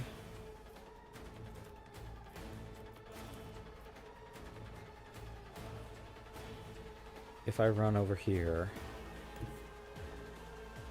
then do this. I've seen worse Yes. battles than this in my time. I took care of this one. Cool. I can't do anything about him, but it's a start. I will endure. I can't do anything up close. I'm not crazy about our sister of battle right now. I will bathe this battlefield in righteous fury. Ow. It's only half his health. Okay, we'll just burst fire him to be annoying. Almost got him. Is he down to like 1 health? Down to 2 health. Bummer. I'll do it. I can run and gun and shoot him again. I'm gonna do that. And then single shot him and hopefully not hit my own teammate. Okay, we're gonna run and gun here and one shot and not hit my own teammate. I missed. Acceptable. Okay. We even though we're psychic, let's can I get up close to him and do a bonk with my staff? Nah, we should. Anything else? Be gone. And then we're gonna do a analyze enemies. We're gonna analyze the assailant. Nope, no line of sight. Okay. How about? Can I? What? Or is he too far? Or Okay, more protection. Oh, there's this guy. I missed him, obviously. Oops. Sword. Chaos guides me.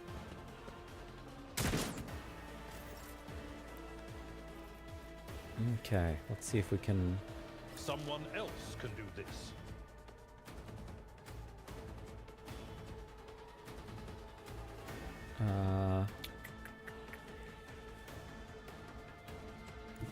Tried and tested tactics are the best ones.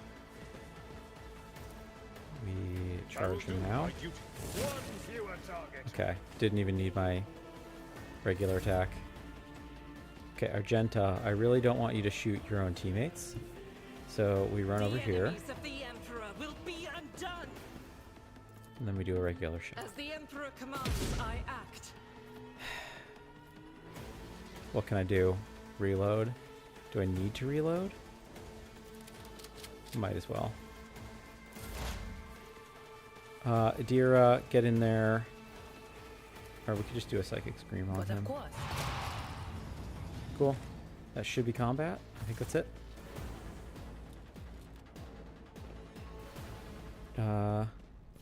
We loot. Everything they have is garbage, but we collect all. The fact that you can auto loot the entirety of combat is awesome. I'm like very into that. Okay. I think we have reached I always have a backup plan. a pretty good stopping point. I do want to there's a lot to explore in this room, but we've been going for a few hours now. I was hoping that I would get through like the complete intro, but I had no idea how long it was, honestly. So, you know, when I did my test file, I only went up to technically the second combat encounter. Like there was the first one with the servitor, and there's the second one with the elevator dropping off a bunch of heretics. I only did that far when I was doing my test file, so I had no idea what this would be. I didn't know that we were going to get a full 4-stack like immediately. That's nice though. Anyway, I'm really having fun with this. I'm really enjoying it. Looking forward to diving into this world. I love that we already have a Sister of Battle on our team. I know, as a spoiler, just by way of like, it's in the banner for the game, that we get a Space Wolf on our team as well, or we're going to be able to recruit one, which I think is super neat.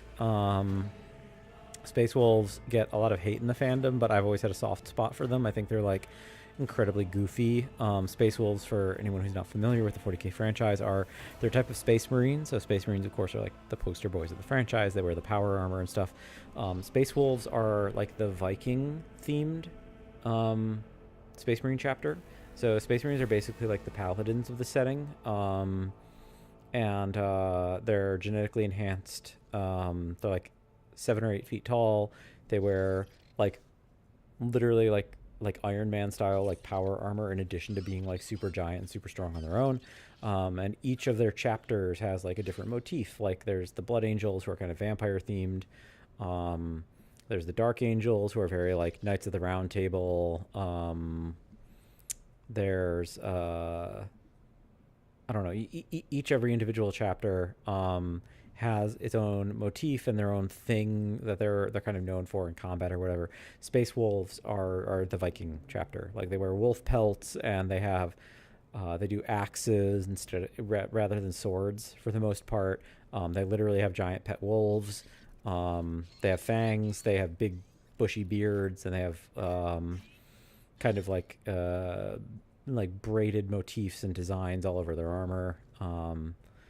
They're goofy. I think they're funny. I think that they're cool. I think that they're like a perfect illustration of like what this franchise is and should be. More so than a lot of the other Space Marine chapters, which I think are a little bit more generic. But anyway, I'm happy we got a 4-stack. Love that we have a Sister of Battle. Love, I think Adira is like super cool so far already. I'm intrigued to see what the main game is, because I presume like clearing out the ship is presumably going to be our first task. I'm kind of curious if Theodora is going to survive this, and if she dies, like, do we get made a full rogue trader right off the bat, or I don't know. I don't know what the main gameplay loop is, but I'm excited to see what that is. Combat's pretty fun so far. Like, it's not as horribly crunchy as I was worried it might be, because I know this is based on Pathfinder, and there's like way more number crunching than a lot of other RPG systems, but this has been cool. Yeah, this has been fun. Thanks so much for watching, everybody. I hope you're enjoying. I hope if you're new to the 40K franchise, my insights are helping. And if you're not new to the 40K franchise, I hope you see that I'm, compatriot with you in this community, and I have been for a long time. So, we'll continue with this probably in the next couple of days. Yeah, looking forward to it. So, thanks, everybody. We'll, yeah, that's it.